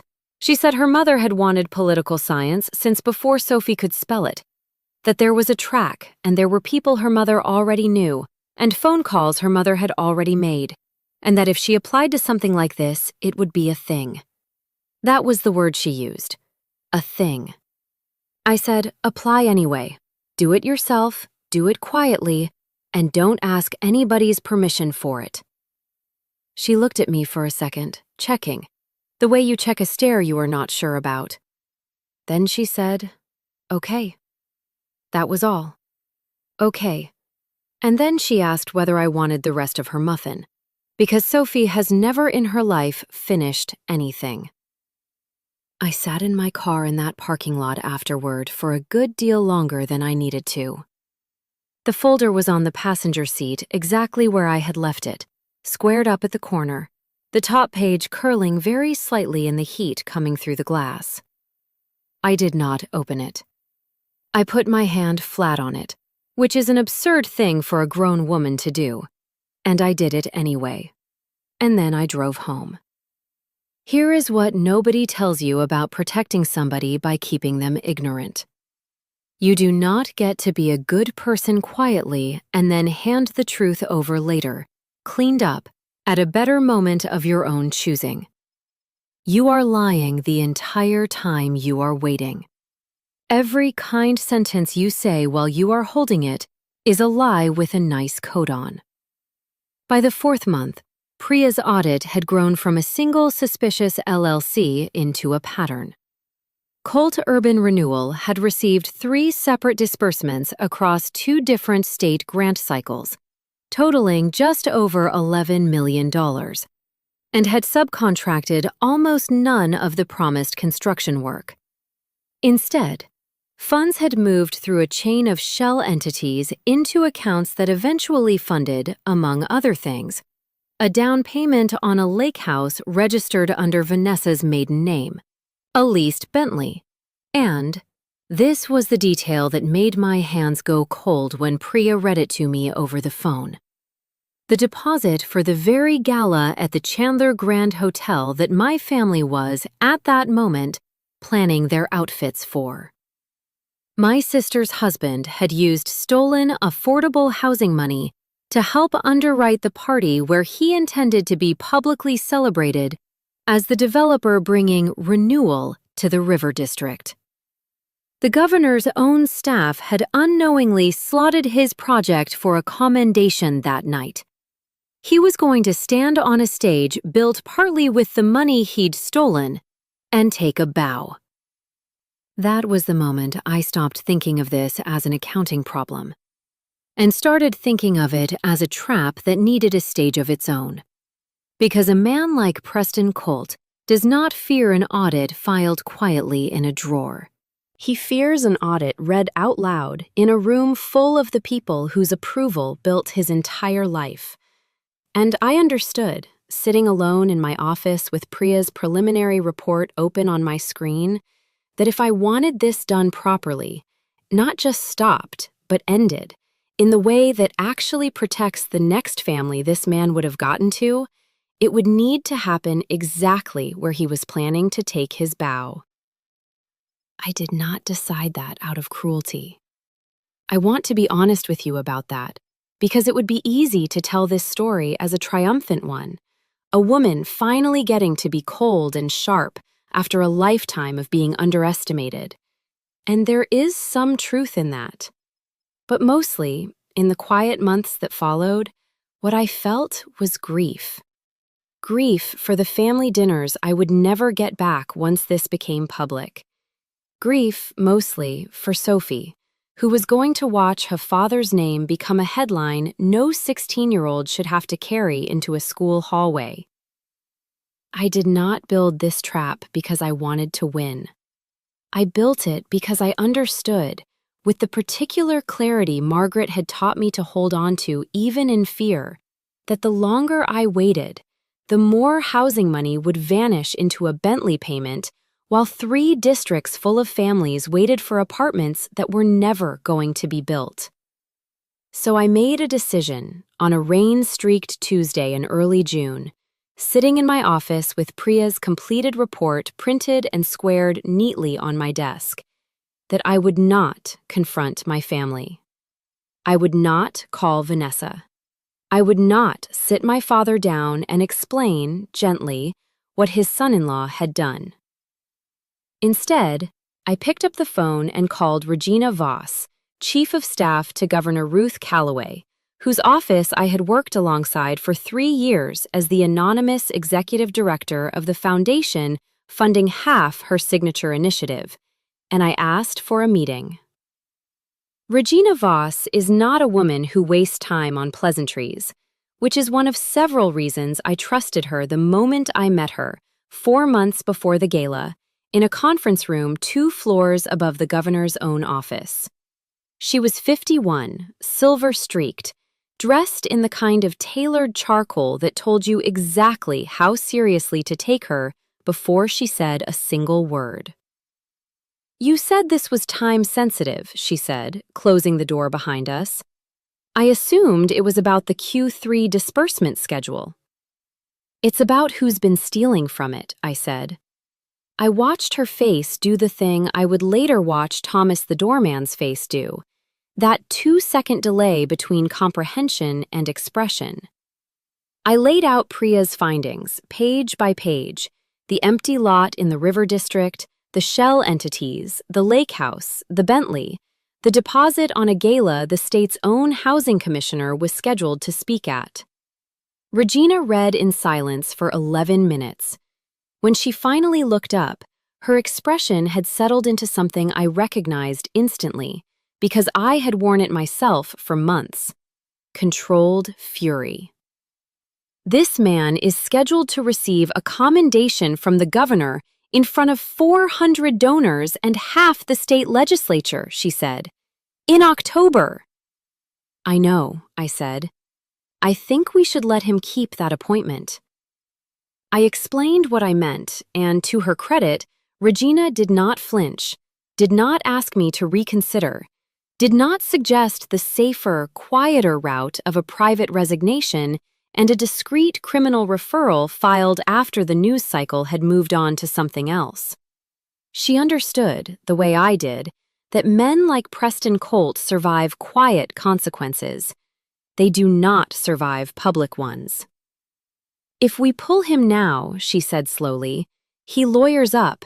The story becomes about an ongoing investigation, and half the state spends the next 2 years arguing about whether it's politically motivated because his father's a senator. If we let him walk onto that stage," she tapped the report, "and the Inspector General's office is standing there with the paperwork already filed, he doesn't get a narrative.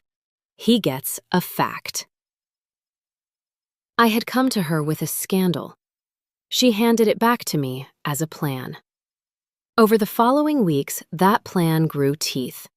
Regina brought in the State Inspector General's office quietly, under the cover of a routine grant compliance review, so that by the time Priya's forensic report was formally filed, in early September, 6 weeks before the gala, it triggered an active state investigation that Preston Colt's own attorneys, ironically, helped keep confidential by insisting on it themselves, certain that confidentiality would work in their client's favor. It would, right up until the moment it didn't. The number lived on a folded piece of paper in a kitchen drawer, because Regina's office had asked me not to save it in my phone, and I did not save it in my phone. I dialed it on Thursday evenings for the better part of 3 months. There were 4 of us on that line. Regina, from an office 2 floors above the governor's, always the last one to join and always the first one to say what the call was for. Priya, who took it sitting in her car in a school parking lot, because she taught a night section on Thursdays and was not about to move it on account of my family. Me, at my kitchen table with the overhead light off, because it is easier to concentrate on a voice in a dark room. And a man from the State Inspector General's office named Dale Ferriter. Dale Ferriter was the least dramatic human being I have ever been in a conspiracy with. He had the voice of a man reading aloud from a parts catalog. He said correct instead of yes. He asked me on the second call to spell Ashgrove, and read it back to me letter by letter. And then he did precisely the same thing on the fourth call. Not because he had forgotten, but because that was the procedure. And the procedure did not care in the slightest that we had spoken twice already. It was on that second call that I used a word I should not have used. I said the word sting. There was a pause on the line of the sort you could have parked a car in. And then Dale Farrader said, "Ms. Hargrove, nobody in my office is going to write that word down, and I would take it kindly if you did not put it on this line. What we have here is a compliance review and a filing date." That was the entire personality. It was also, as it turned out, exactly the personality the thing required. Those calls were never about strategy. They were about sequencing. The compliance review had to look like a compliance review from the inside as well as the outside, because a review that looks unusual gets mentioned at lunch, and a review that looks like paperwork does not. The formal filing had to land before the gala, so that on the night there would be a real, open, active investigation, and not simply a well-dressed woman making an accusation in a ballroom. And the confidentiality had to hold in between, which was the part that put me on my kitchen floor at 4 a.m. more than once. There was one records request that took 11 days. 11. It went out to a county office entirely routinely, asking for the instrument history on a piece of property. And any clerk in that building could have picked up a telephone to the wrong person, because the registered agent for Colt Urban Renewal was that law firm 2 blocks from the Capitol, full of men who had lunch with men who had lunch with Preston's father. For 11 days, I did not sleep properly. Priya's position on this, delivered flatly on a Thursday from a school parking lot, was that 11 days is an ordinary turnaround for a county recorder, and that my actual problem was that I had never in my life had to wait on a government office for something I genuinely cared about. She was right, which did not help. And then, on one of those calls, in the middle of a sentence about scheduling, I understood something that changed the temperature of the whole autumn for me.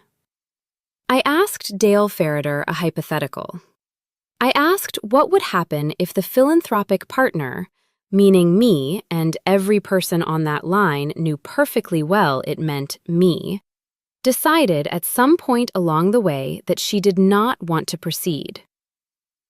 He did not hesitate for so much as a breath. "Once the referral's in, it isn't yours," he said. "You'd be a witness, not a party. If you called this office and asked me to stop, I would write down that you asked, and then I would keep going." I said I understood. "I'm not being unkind," he said, in exactly the same voice he had used to spell Ashgrove. "People ask. It is better that you asked now." So that was the machinery. It was bigger than I was. It was slower than I was. And once the filing went in that September, it could no longer be called back by the woman who had started it. I had wanted that. I had asked for it out loud in a conference room in June, and I had been proud of myself for asking. A few weeks after it went in, at that same kitchen table, I would have given every dollar Margaret Ashgrove ever left me to be able to reach in and stop it. It was late, and it was a nothing sort of evening, and my phone lit up on the table with a message from my mother. She had forwarded me a photograph. 3 gowns laid out side by side on a white duvet, taken from the foot of the bed, the light bad, a strap of one of them hanging off the edge. And above it, my mother's message, which I could recite for you in my sleep and probably will be able to for the rest of my life. "Vanessa can't decide. You have a good eye. Which one says success?" My mother had not asked my opinion about anything since I was a teenager. Not about a house, not about a job, not about a man, not about a haircut.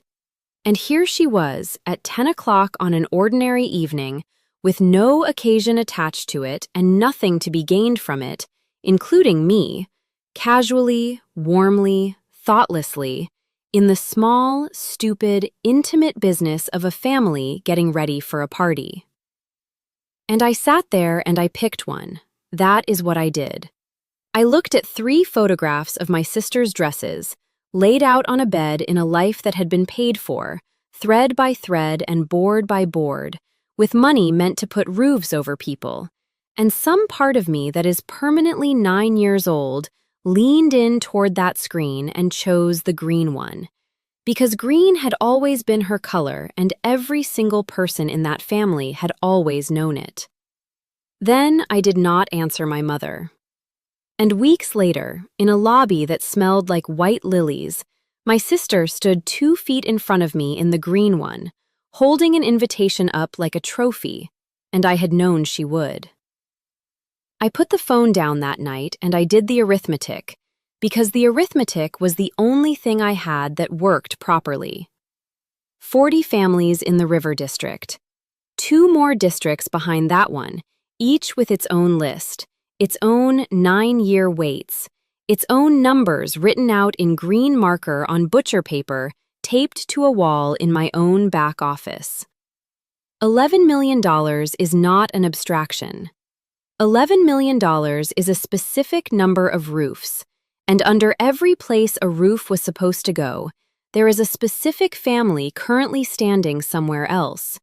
And then, on top of that, Sophie in that coffee shop asking me whether this was simply what adults were like. Just before midnight, I opened a message to my sister and typed, "Vanessa, ask Preston where the River District grant money went.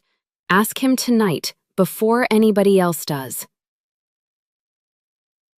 Then I deleted it a line at a time, which takes considerably longer than deleting it all at once, and put the phone face down on the table and left it there.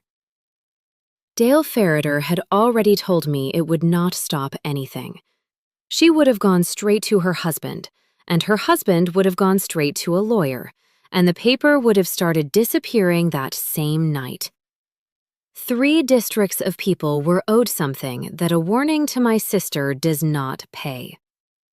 And some cold, old 17-year-old part of me, sitting at a dinner table with her hands folded in her lap and her thumbnail digging into her thumb, did not want to.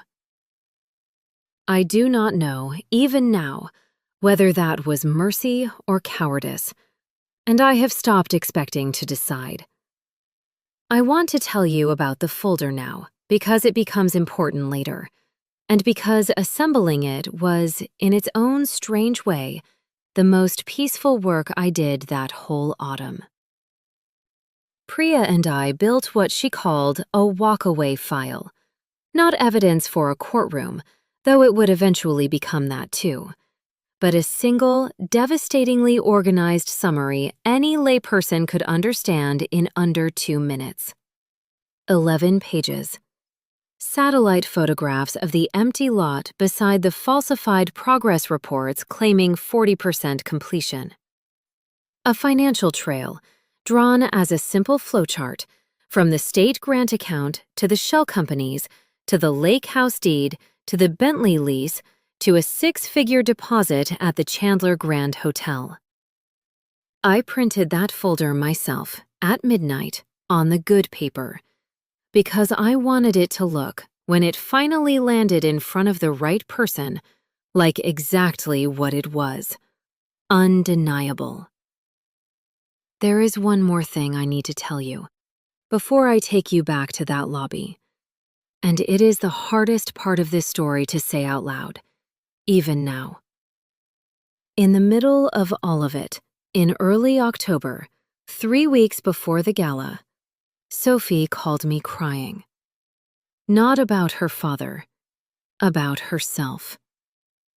Her mother had discovered a college application Sophie had submitted, on her own, to an environmental science program 4 states away. One that had nothing to do with the political science track Vanessa had spent 16 years assuming her daughter would follow. Vanessa had screamed at her, called the application an embarrassment, told her, in words I recognized instantly because I had heard variations of them my entire childhood, that some people were built for rooms that mattered, and some people needed to stop wasting everyone's time pretending otherwise. Sophie asked me, through tears, "Is that true? Am I wasting everyone's time?" I told her the only thing I knew with absolute certainty to be true. The people who tell you that are usually the ones most afraid you'll prove them wrong. I did not tell her about the folder that night. I did not tell her about her father. I only told her to keep filling out that application, and that whatever happened this year, I would make sure she got to that program if she wanted it, cost be damned. She didn't know that night how literally I meant it, or how soon. By the time October arrived and the invitations to the governor's annual gala went out, the same gala where Preston Colt was scheduled to receive a public commendation for a housing project that existed only on paper, the plan was set. Regina had arranged for my credential to be issued under the foundation's formal registration. E. Hargrove, Ashgrove Foundation, Chair, Grant Oversight Committee. Routed through the confidential host committee list, rather than the general social guest list my family would be scanning for familiar names. It was not deception. Not exactly. It was simply that I had spent 12 years making sure my name, in that particular world, meant something my family had never bothered to look for. Nobody checks the host committee list when they're too busy checking who did and didn't get an invitation. Which brings us back, at last, to the lobby, to my sister's trembling invitation, to Thomas the doorman's face doing that careful 2-second thing, and to Regina Voss crossing 8 feet of marble floor to say the sentence that ended, before it had even begun, the version of that evening my sister had spent all year imagining. Because what my family did not know, standing in that lobby under the chandeliers, was that the folder was already inside the building. It had been delivered, quietly, to a locked drawer beneath the governor's own podium 2 hours earlier. And in less than 90 minutes, Preston Colt was going to walk up to that podium, smile the smile he'd worn at every family dinner for the last decade, and reach for an award that was never going to reach him. Vanessa still hadn't found her voice. The small crowd around us had grown, the way crowds do, drawn less by curiosity than by the unmistakable scent of a story unfolding. Regina placed a hand lightly on my arm, the way you'd guide an old friend, not a stranger, and said, loud enough for everyone nearby to hear clearly, "The governor specifically asked me to bring you to her the moment you arrived." My sister finally found 3 words, small and cracked. Nothing like the 3 she'd rehearsed all year. "I don't understand."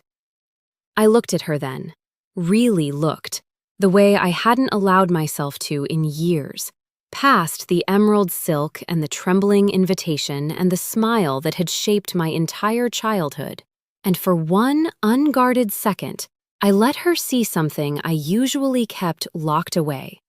Not triumph, not yet. Just the quiet, immovable certainty of someone who has spent 12 years building a floor sturdy enough to finally stand on. "You will," I said. "Give it about an hour." And I walked past her, into the ballroom, toward a stage where her husband was about to learn exactly what happens when you build your entire life on a foundation someone eventually decides to check. The ballroom of the Chandler Grand did not look like a room where anyone's life was about to end, in the way that matters, the reputational way, the only way people like my family truly fear. It looked like money behaving itself. Crystal chandeliers threw soft gold light across round tables dressed in ivory linen, each centerpiece a low arrangement of white roses and blue delphinium, meant to echo the governor's campaign colors without anyone having to say so out loud. A string quartet worked through something Mozart-adjacent near the far windows. 400 of the state's most comfortable people moved through the room with drinks in hand, practicing the particular art of looking effortless while being watched. I found my table exactly where Regina had promised, front and slightly left of the podium, close enough to see everyone's face clearly, far enough that I would not be the first thing anyone noticed when they walked in. My name card read, simply, E. Hargrove, and beneath it, in smaller print, Ashgrove Foundation. I sat down, I ordered water, and I watched my family arrive. My parents came first. My father in a tuxedo he'd owned longer than Sophie had been alive. My mother in blue silk that matched the centerpieces so precisely, I suspected she'd called ahead to find out the palette. They were seated 3 tables back, close enough to the front to feel important, far enough to signal that the real importance belonged to someone else that night. My father, scanning the room the way he always did, cataloging who outranked whom, did not see me. My mother did, briefly, her eyes sliding across my table, across my name card, and past it, the way you'd glance at an unfamiliar name and dismiss it without curiosity, because the thought that it might be her own daughter had simply never entered the realm of things she considered possible. Vanessa and Preston arrived 20 minutes later, and I watched Preston Colt work the room the way I imagine he'd worked it his entire life. A handshake here, a shoulder squeeze there, laughing at exactly the volume that read as warm without reading as loud. He looked, if I'm honest, exactly like a man who believed, with his whole comfortable chest, that in less than an hour he was going to be handed a plaque and a round of applause for a building that did not exist. Vanessa trailed slightly behind him, still visibly rattled from the lobby, her eyes scanning the room every few seconds, searching, I assumed, for me, trying to reconstruct a story that no longer made sense to her.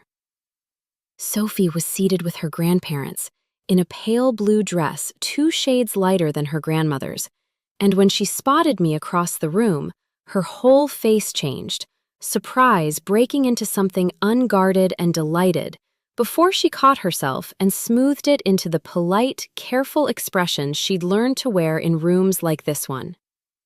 She didn't come over. She wasn't supposed to, not yet, and some instinct in her, sharp even at 16, seemed to understand that tonight was not a night for questions asked out loud. I want to tell you what the next 40 minutes felt like, because it is not what you might expect. It was not exhilarating. It was not, in the moment, even particularly satisfying. It felt like the stillness before a scheduled storm, the kind meteorologists warn you about days in advance, where you know exactly when it's coming and still feel your chest tighten when the sky finally starts to change color. I ate a little. I spoke, briefly, with the woman seated beside me, a hospital administrator who had no idea who I was and treated me with the pleasant, forgettable courtesy you give anyone at a gala whose name you don't recognize. I watched the clock on my phone, face down on my lap, count down the minutes to 8:30, when the program was scheduled to begin. At about 10 past 8, I got up from that table, because I could not sit at it for 1 more minute. I told the hospital administrator I was going to find the ladies' room, which was true, and I went out through the doors at the side of the ballroom into the corridor, where the noise dropped away all at once, the way it does when a heavy door swings shut behind you, and the carpet changed from patterned to plain, and a young man in a white jacket standing beside a cart of dirty glasses put his phone away when he saw me coming, and took it back out again when he saw I was nobody. The ladies' lounge at the Chandler Grand is 2 rooms. There is an outer one first, with a striped settee and a low table and 3 mirrors along one wall, built in an era when a woman might reasonably need to sit down in the middle of an evening, and then an inner one with the actual sinks. The attendant had stepped out. There was a bowl of rolled white towels and somebody's fur wrap folded over the arm of a chair, and it smelled like gardenia hand soap and a great deal of hairspray, and I went in there wanting 90 seconds of nobody at all. My sister was standing at the middle mirror with her chin up, repairing her face. We found each other in the glass. She had not recovered. That was a thing I could see, and that nobody out in that ballroom could, because out there she was upright and beautiful and laughing at precisely the correct volume, and in that mirror, in that light, with a folded tissue over the tip of one finger, she looked like a woman who had been knocked sideways an hour earlier and had not yet been allowed to sit down anywhere and work out why. I did not say anything. She got there first. "There you are," she said. And then my sister did something worse to me than anything she has ever done to me. And I mean that sentence exactly as I have said it. She went warm. "Ellie," she said. "Ellie." Nobody had called me that since a woman in a brick church town died and left me a book. My sister had not called me that since we were children, and she said it easily, without any weight on it at all, the way you pick up something of your own that you have left in somebody else's house. She turned around from the mirror and leaned back against the counter, with the tissue still between her fingers. "Whatever that was at the door," she said, "can we just not tonight?" I said her name. That was all I managed. "I mean it." She was not sneering. "I don't know what that was, and I'm not going to stand here and pretend I do. But this is Preston's night. Dad's watching, and Mom has been telling people about it for a month, and I would like one single time to get through an evening without it being complicated." She opened her hands slightly, a small, helpless gesture I had not seen her make since we were girls in the back of a car. "Just be normal with me for 2 hours. That is the entire thing I'm asking for."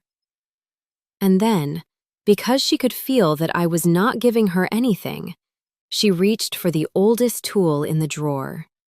She said, "Do you remember the Fairmont?" I did remember the Fairmont. Some function of my father's, the 2 of us too young to be brought along and too young to be left, put in one room together on a high floor with a television and a tray of cookies the hotel had sent up. And we ate every cookie on that tray, all of them, down to the paper doily. And when my mother asked about it in the morning, we told her housekeeping had come and taken it away. She believed us. It is a real memory. It is also one of maybe 4 memories I have of my sister and me on the same side of a door. You already know what I knew, and she did not. In 40 minutes, a man was going to walk to a podium 90 feet from where the 2 of us were standing and reach out his hand for an award. And 2 men in unremarkable dark suits were going to walk him back off. And the entire life this woman was standing in was going to come down in front of 400 people she had spent 30 years arranging into rows. I had built that, and she was in front of me in a ladies' lounge with a tissue in her hand, asking me to be normal for 2 hours. There was one thing I could have said to her, and it was not go home. And it was not, "I'm sorry." It was, "Vanessa, whatever happens tonight, Sophie stays with me." And I did not say that one either. Because saying it was the whole thing. Because we were 20 minutes from the lights going down. And because I did not entirely trust what my sister would do with a warning. So I said nothing at all. I stood in a ladies' lounge at the Chandler Grand and let my sister ask me for a truce, and I gave her a silence. It took about 6 seconds for that silence to crack her back into herself. I watched it happen in the mirror, which is where I have watched most things about my sister happen. Her face closed. She turned back to the glass, pressed the tissue once under her lower lash line, dropped it into the brass bin, and picked up her clutch off the counter. "You know what you've always done," she said, conversationally, to her own reflection rather than to me. "You go quiet, and then everybody else has to spend the whole evening working out what they did to you. You've been doing it since you were about 9. She snapped the clutch shut. "It is not as devastating as you think it is." And she went out. That is the last thing my sister ever said to me while her life was still intact. And I still do not know whether that is a tragedy or simply an accurate summary of the two of us. 8 seconds later, I am not exaggerating, it was that fast. The door had not finished closing on its hinge. Sophie came in. She stopped just inside. She had obviously passed her mother in the corridor. She looked at me, and I looked at her, and my niece did not ask me one single question, which at 16 is a kind of grace that most grown adults never manage in an entire lifetime. She came to the sink beside mine and washed hands that did not need washing, and then she reached over and squeezed my wrist once, hard, with wet fingers, and let go. I said, "That's a good blue on you." She said, "It's Mom's second favorite." And she smiled at me in the glass and went back out to her table. Then I was alone in there with 3 mirrors and a bowl of rolled towels and a string quartet coming faintly through a wall. I put both hands flat on the cold edge of the counter. I looked at a woman in a good dress who had spent 12 years and every quiet hour she had building the next 30 minutes. And I waited for something that felt like arriving at the top of a long climb. It did not come. The last quiet minute before a thing you built finally gets here does not feel like victory. It feels like standing very still in a small tiled room, listening to a wall. Then I straightened up off that counter and went back out to my table. At 8:28, Regina Voss appeared briefly at my elbow, refilling nothing, adjusting nothing, simply passing close enough to say 4 quiet words before continuing on toward the stage. "The governor is ready." I nodded. I did not trust my voice with more than that. At 8:31, the lights dimmed slightly, a signal the room had clearly been trained to recognize, and conversation folded down into an expectant hush. Governor Ruth Calloway walked to the podium in deep navy. Silver hair swept back. The kind of unshowy confidence that comes from 20 years of being underestimated by men who eventually had to call her ma'am. She thanked the room for its generosity. She spoke, briefly and with genuine feeling, about the Clean Water and Housing Equity Initiative, about families who'd waited a decade for safe water lines, about the private philanthropic partners who had made the last 3 years of progress possible. She did not, yet, say my name, or the foundation's, though I felt my pulse tick up slightly when she gestured generally toward the donor tables and said the state owed a debt to partners who preferred their impact to speak louder than their names. Then she moved to the part of the program everyone had actually come to watch, the annual commendations. 3 community partners recognized for their work that year. The first 2 were exactly what you'd expect: a water utility cooperative and a nonprofit builder with an unremarkable, entirely legitimate record. Polite applause both times. Then the governor's tone shifted into something warmer, more ceremonial, and she said the words Preston Colt had been waiting his entire adult life to hear in front of this particular room. And finally, tonight, I want to recognize the developer behind one of our most ambitious River District revitalization efforts. Please join me in welcoming Mr. Preston Colt of Colt Urban Renewal. The applause was warm, generous, the kind reserved for a man everyone in the room already liked. Preston rose, buttoned his jacket with a small, practiced flourish, and made his way toward the stage, passing close enough to my table that, for one brief second, our eyes met. He gave me a nod, the polite, slightly puzzled nod you give a relative you don't quite place at a gathering this large, and kept walking. He had no idea. Not yet. I glanced briefly at Vanessa, who was beaming, genuinely, radiantly proud, filming a few seconds of her husband's walk to the stage on her phone, the way you'd capture your child's first steps. My stomach twisted, not with satisfaction, but with something closer to grief, watching her film the last minute of the life she thought she had. Preston reached the podium. The governor shook his hand warmly, positioned him for a photo, and stepped slightly aside to let him speak, exactly as the program called for. He cleared his throat, adjusted the microphone with the casual confidence of a man who had rehearsed this moment in his head more times than he'd probably admit, and began. Thank you, Governor. This project has been a labor of love for my family, and I'm proud to say that within the next several months, 40 new families will call the River District home. He got no further than that, because Regina Voss stepped up beside the podium, unhurried, a slim leather folder held against her chest, and said in a voice pitched perfectly to carry across a silent ballroom without ever seeming to raise itself, "Governor, before we continue, I think there's something the room should see." The room did that thing rooms do when the air pressure changes before anyone understands why.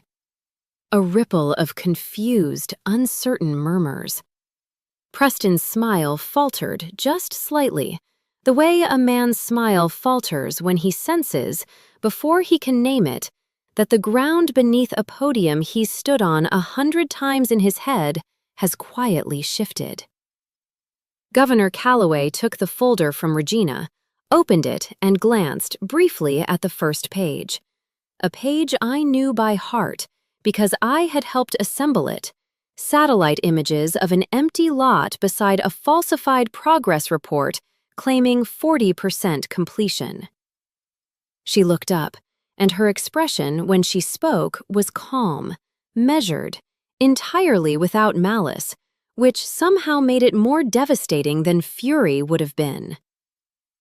"Mr. Colt," she said, "before we celebrate the River District project, I think the State Inspector General's office would like a word about where the $6.2 million intended to build it actually went." The color drained out of Preston Colt's face in real time, a physical, visible thing, like watching a switch thrown somewhere behind his eyes. He opened his mouth. Nothing useful came out of it. A stammered half-sentence about a misunderstanding and preliminary figures that died somewhere in his throat. Behind me, I heard my sister's sharp intake of breath, the sound of someone realizing all at once that the ground she'd built her whole identity on had just cracked directly beneath her feet. Two men I hadn't noticed before, standing quietly near the side exit for the past 10 minutes in the unremarkable dark suits of people who do not want to be noticed, stepped forward. One of them held up a badge identifying himself as an investigator with the State Inspector General's office. He did not raise his voice either. Nobody in this story, that night, needed to raise their voice for the walls to come down. "Mr. Colt," he said, "we're going to need you to step away from the podium and come with us." I did not watch Preston Colt's face as they walked him off that stage. I watched my sister's instead, because that, I realized, was the reveal I had actually been waiting 12 years to see. Not the fall of a man I barely knew, but the exact moment my sister's carefully constructed world finished collapsing in front of 400 witnesses who would remember every second of it. Vanessa did not scream. Whatever else you want to say about my sister, she was raised, as I was, to never make a scene in public, and some deep, automatic reflex kept her upright in her chair, even as her face went the color of the ivory linen beneath her elbows. My mother's hand flew to her mouth. My father half rose from his chair, then sat back down, visibly recalculating, in real time, exactly how much of this catastrophe was going to attach itself to the Hargrove name by proximity. Governor Calloway, to her credit, did not let the moment curdle into pure spectacle. She addressed the room directly, her voice steady, almost gentle. "I know this isn't the program you expected tonight," she said, "but I would rather stand in front of you and tell you the truth about where your trust has been tested than stand here and celebrate a lie. The families in the River District deserve better than what was promised to them, and I intend to make sure they get it." Then, and this is the part I did not expect, even though I had, in some sense, engineered every piece of the evening leading up to it, the governor turned, found my table with her eyes, and gestured, warmly, unmistakably, toward me. "I'd also like to take a moment to properly thank someone in this room tonight. The forensic review that uncovered this fraud, and the philanthropic partnership that has kept this initiative alive despite it, exists because of one woman's insistence, 3 years ago, on transparency the rest of us hadn't thought to demand.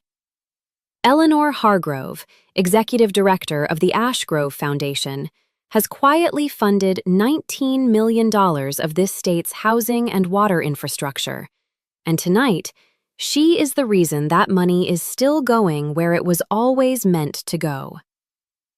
400 people turned to look at me. I stood because it seemed rude not to, smoothed the front of my dress, and offered the room a small, level nod, the kind Margaret Ashgrove used to give when praised, brief and unbothered, as though gratitude were a pleasant weather condition rather than something to perform around. The applause that followed was real, warm, entirely different in texture from the polite applause Preston had received 20 minutes earlier. I did not look for my family's reaction in that moment. I did not need to. I could feel, without turning, 3 tables back, the precise temperature of my mother's shock. I sat back down. The program, somehow, continued, the governor gracefully pivoting to close the evening's remarks, though half the room's attention had permanently detached itself from the stage and reattached to the 3 tables occupied by the Hargrove and Colt families, watching, with the particular hunger people reserve for someone else's disaster, to see what would happen next. What happened next took about 11 minutes, though it felt, at the time, considerably longer. My mother was the first to reach me, moving across the ballroom floor with a speed I had genuinely never seen from her at a formal event, her blue silk skirt gathered awkwardly in one hand. "Eleanor," she said, and her voice had a thin, brittle quality I didn't recognize. "What is happening? What did you do?" I looked at her for a long moment before answering, and in that moment I felt, unexpectedly, not triumph, but a strange, aching tenderness for the version of myself who used to wait, breathless, for this woman to look at me the way she was looking at me now. Not with warmth, not yet, but at least, finally, with attention. "I didn't do anything to Preston," I said quietly. "Preston did that to himself. I just happened to be the person who noticed." My father arrived a beat behind her, his face a shade of red I associated with board meetings gone badly. "Do you understand what this does to us?" he said. Not a question, a statement of grievance. "The Colt name, our name, on the front page tomorrow, tied to a federal fraud investigation." "State investigation," I corrected gently. "For now. Though I understand the FBI has expressed interest, given the federal housing funds involved." I watched something in his face flicker, calculating, still, even in the wreckage, which parts of this could still be managed. Some men never stop managing. It is, I think, the saddest thing about them. Vanessa reached us last, and when she did, whatever composure she'd maintained on that ballroom floor finally broke. Her eyes were wet, her mascara beginning its slow collapse down one cheek, and when she spoke, her voice had none of the smugness from the lobby left in it, only something raw and frightened and, for the first time in longer than I could remember, entirely honest. "You knew," she said. "You've known for months. You sat at Mom's birthday. You sat on our dock on the 4th of July. You knew, and you said nothing." "I did," I said. "The same way you knew, for 38 years, exactly how it felt to make me small, and said nothing about that either. We're not so different, Vanessa. We both learned to keep our worst knowledge quiet when it served us." It was not cruel, the way I said it. I want you to understand that. It was simply, finally, true, delivered in the same flat, level voice I'd used my entire adult life to survive rooms like this one. Except now, for the first time, the room was actually listening. "This isn't your world, Eleanor," Vanessa said, and I recognized the words instantly, because they were the exact words she'd said to me at a cousin's wedding 12 years earlier. Word for word.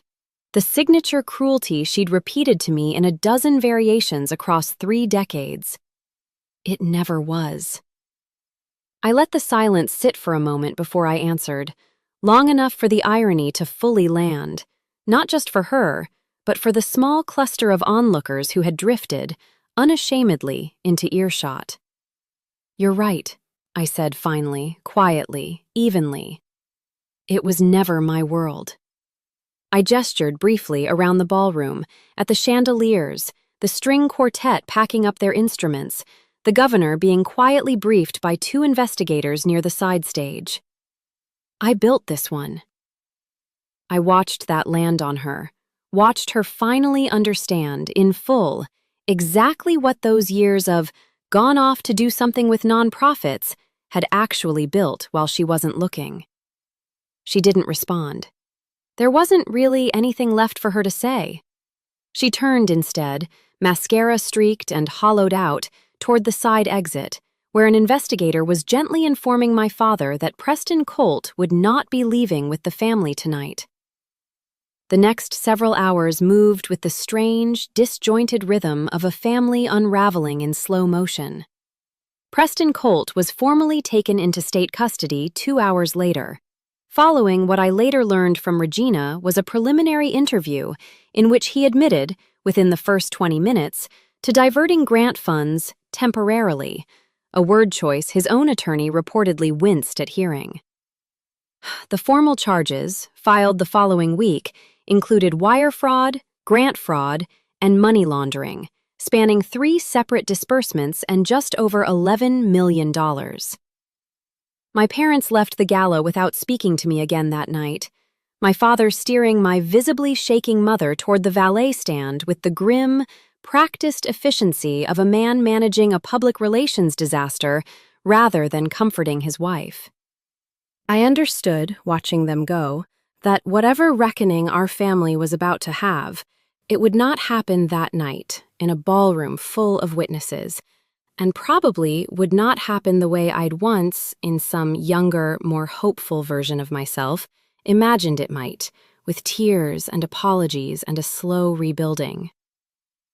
Sophie found me before I left.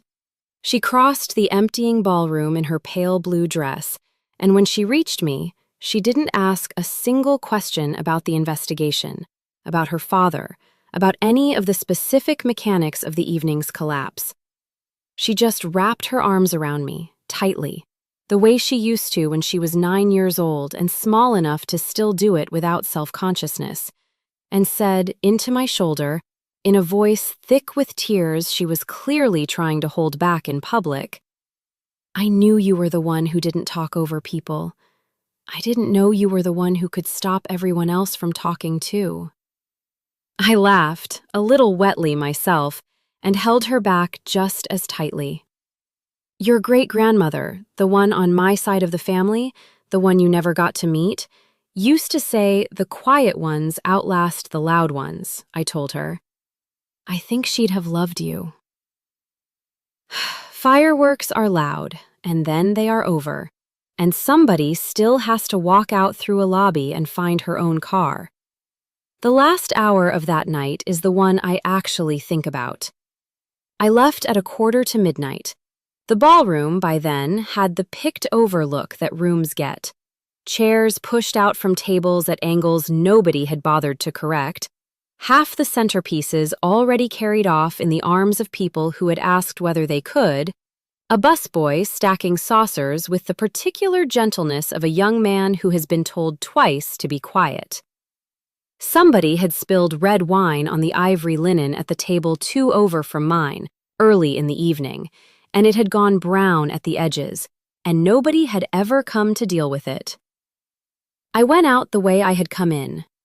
The lobby of the Chandler Grand at that hour smelled like the same white lilies, except that those lilies had been standing under those chandeliers since 5 in the afternoon, and had begun to go the way lilies go, sweet and slightly too far along. The marble was the same marble. The coat check had 4 coats left hanging on a rack built to hold 200, and one of the 4 was mine. And Thomas was still at his podium. I had not expected that. I think I had assumed a man like that gets to go home when the doors stop opening. And of course, he does not, because there is an entire second shift of a party that consists of nothing but people leaving it. He was standing exactly where he had been standing at 7 o'clock, in the same jacket, with the tablet dark on the podium in front of him, and the brass name tag catching the light off the chandelier. He did not congratulate me, and I am not certain I can tell you how much that mattered. 400 people had spent 2 hours deciding what they thought about me, and a good many of them had come past that podium on their way out, saying so out loud. And Thomas, who had been the very first person in that building to know, who had read something on a screen and understood it before anybody else in the room had a chance to, did not say one word about the evening. He said, "Long night, ma'am." I said that it had been. And then he said, "I'm going to be using Try Both for the rest of my life, if that's all right with you." I laughed, and it surprised me, coming up out of a chest I would have sworn had nothing left in it. I asked him whether he worked all of these. He said most of them, that the Gala circuit ran from about September through May and paid better than the restaurants did, that he had 2 semesters left, and that his daughter was 3 years old and had no idea her father owned a bow tie. He said it easily, the way people tell you things at midnight when they know they are never going to see you again. Then he said, without putting any weight on it at all, that his mother still lived over by the river, 11 blocks up from the lot everybody had been talking about that night, and that she had been on a list for a while now.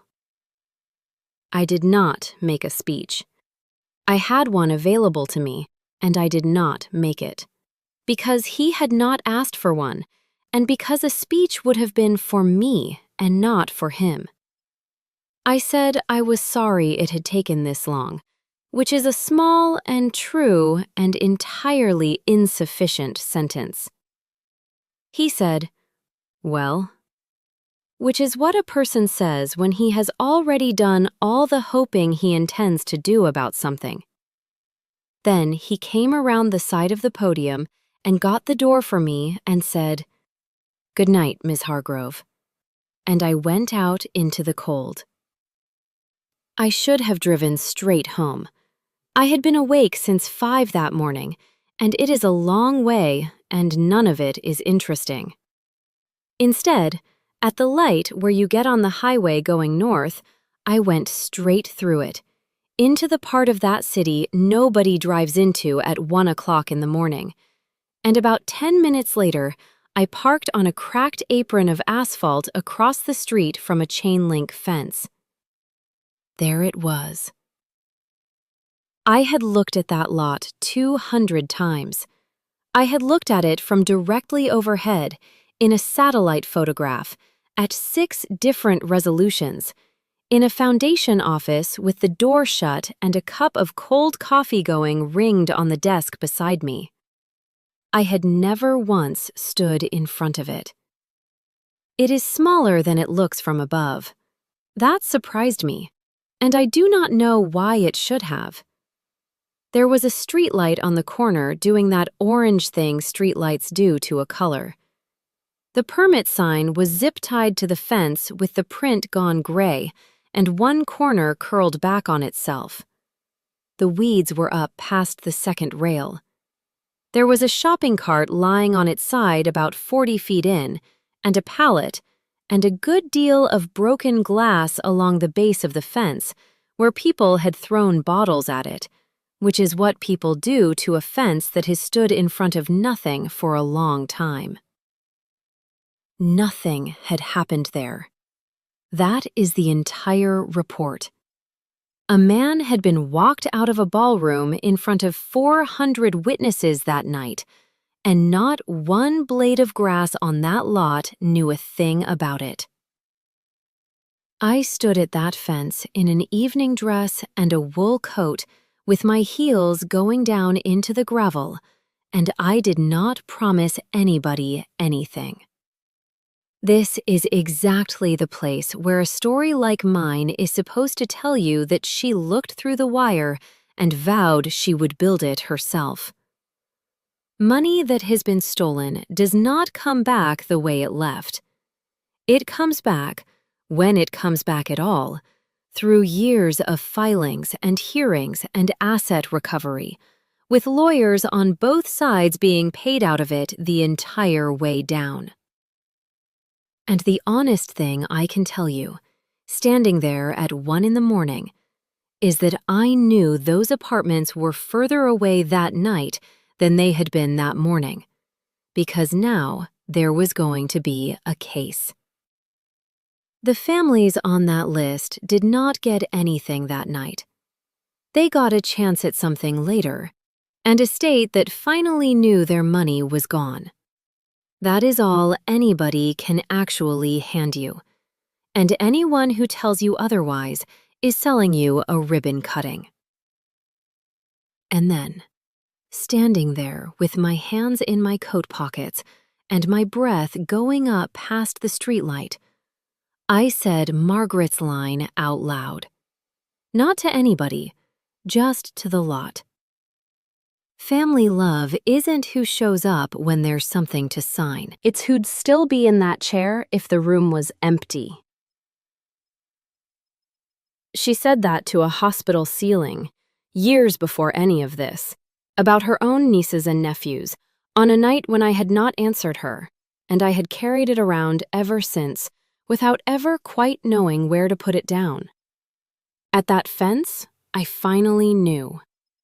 Every single person in that ballroom had come because there was something to sign. A check, a plaque, a photograph, a seating chart, a name on a wing. That is what the whole evening had been, from the lilies to the chandeliers. And the two women who actually raised me? One who cleaned other people's houses for 11 years and then stood behind a register until her knees gave out, and one who turned a single hardware store into a fortune and then spent her last years deciding carefully who deserved it, were the only two people in my entire life who ever sat in the chair when the room was empty. Neither of them would have wanted to come through the doors of the Chandler Grand. Both of them were there with me at that fence. I got back in the car. I drove home with the radio off, the way I have driven home from every important night of my life, and I hung the dress up on the back of a door, and I slept until the middle of the next afternoon. In the weeks that followed, the story broke exactly the way stories like that break. First in the state political press, then, once the words "senator's son" and "federal housing fraud" found each other in a headline, nationally. Preston Colt's father, the senator, issued a brief, carefully lawyered statement about respecting the ongoing legal process and declined to comment further. A sentence that political reporters in that state would later describe as the sound of a career quietly ending without a single additional word required. Vanessa, I learned through channels other than my sister herself, filed for divorce 11 weeks after the gala, once it became clear that Preston's legal exposure extended to assets he'd shared with her, including the lake house registered in her maiden name, which the state moved swiftly to freeze as part of asset recovery efforts intended for the families the housing fund had actually been meant to serve. She lost the house.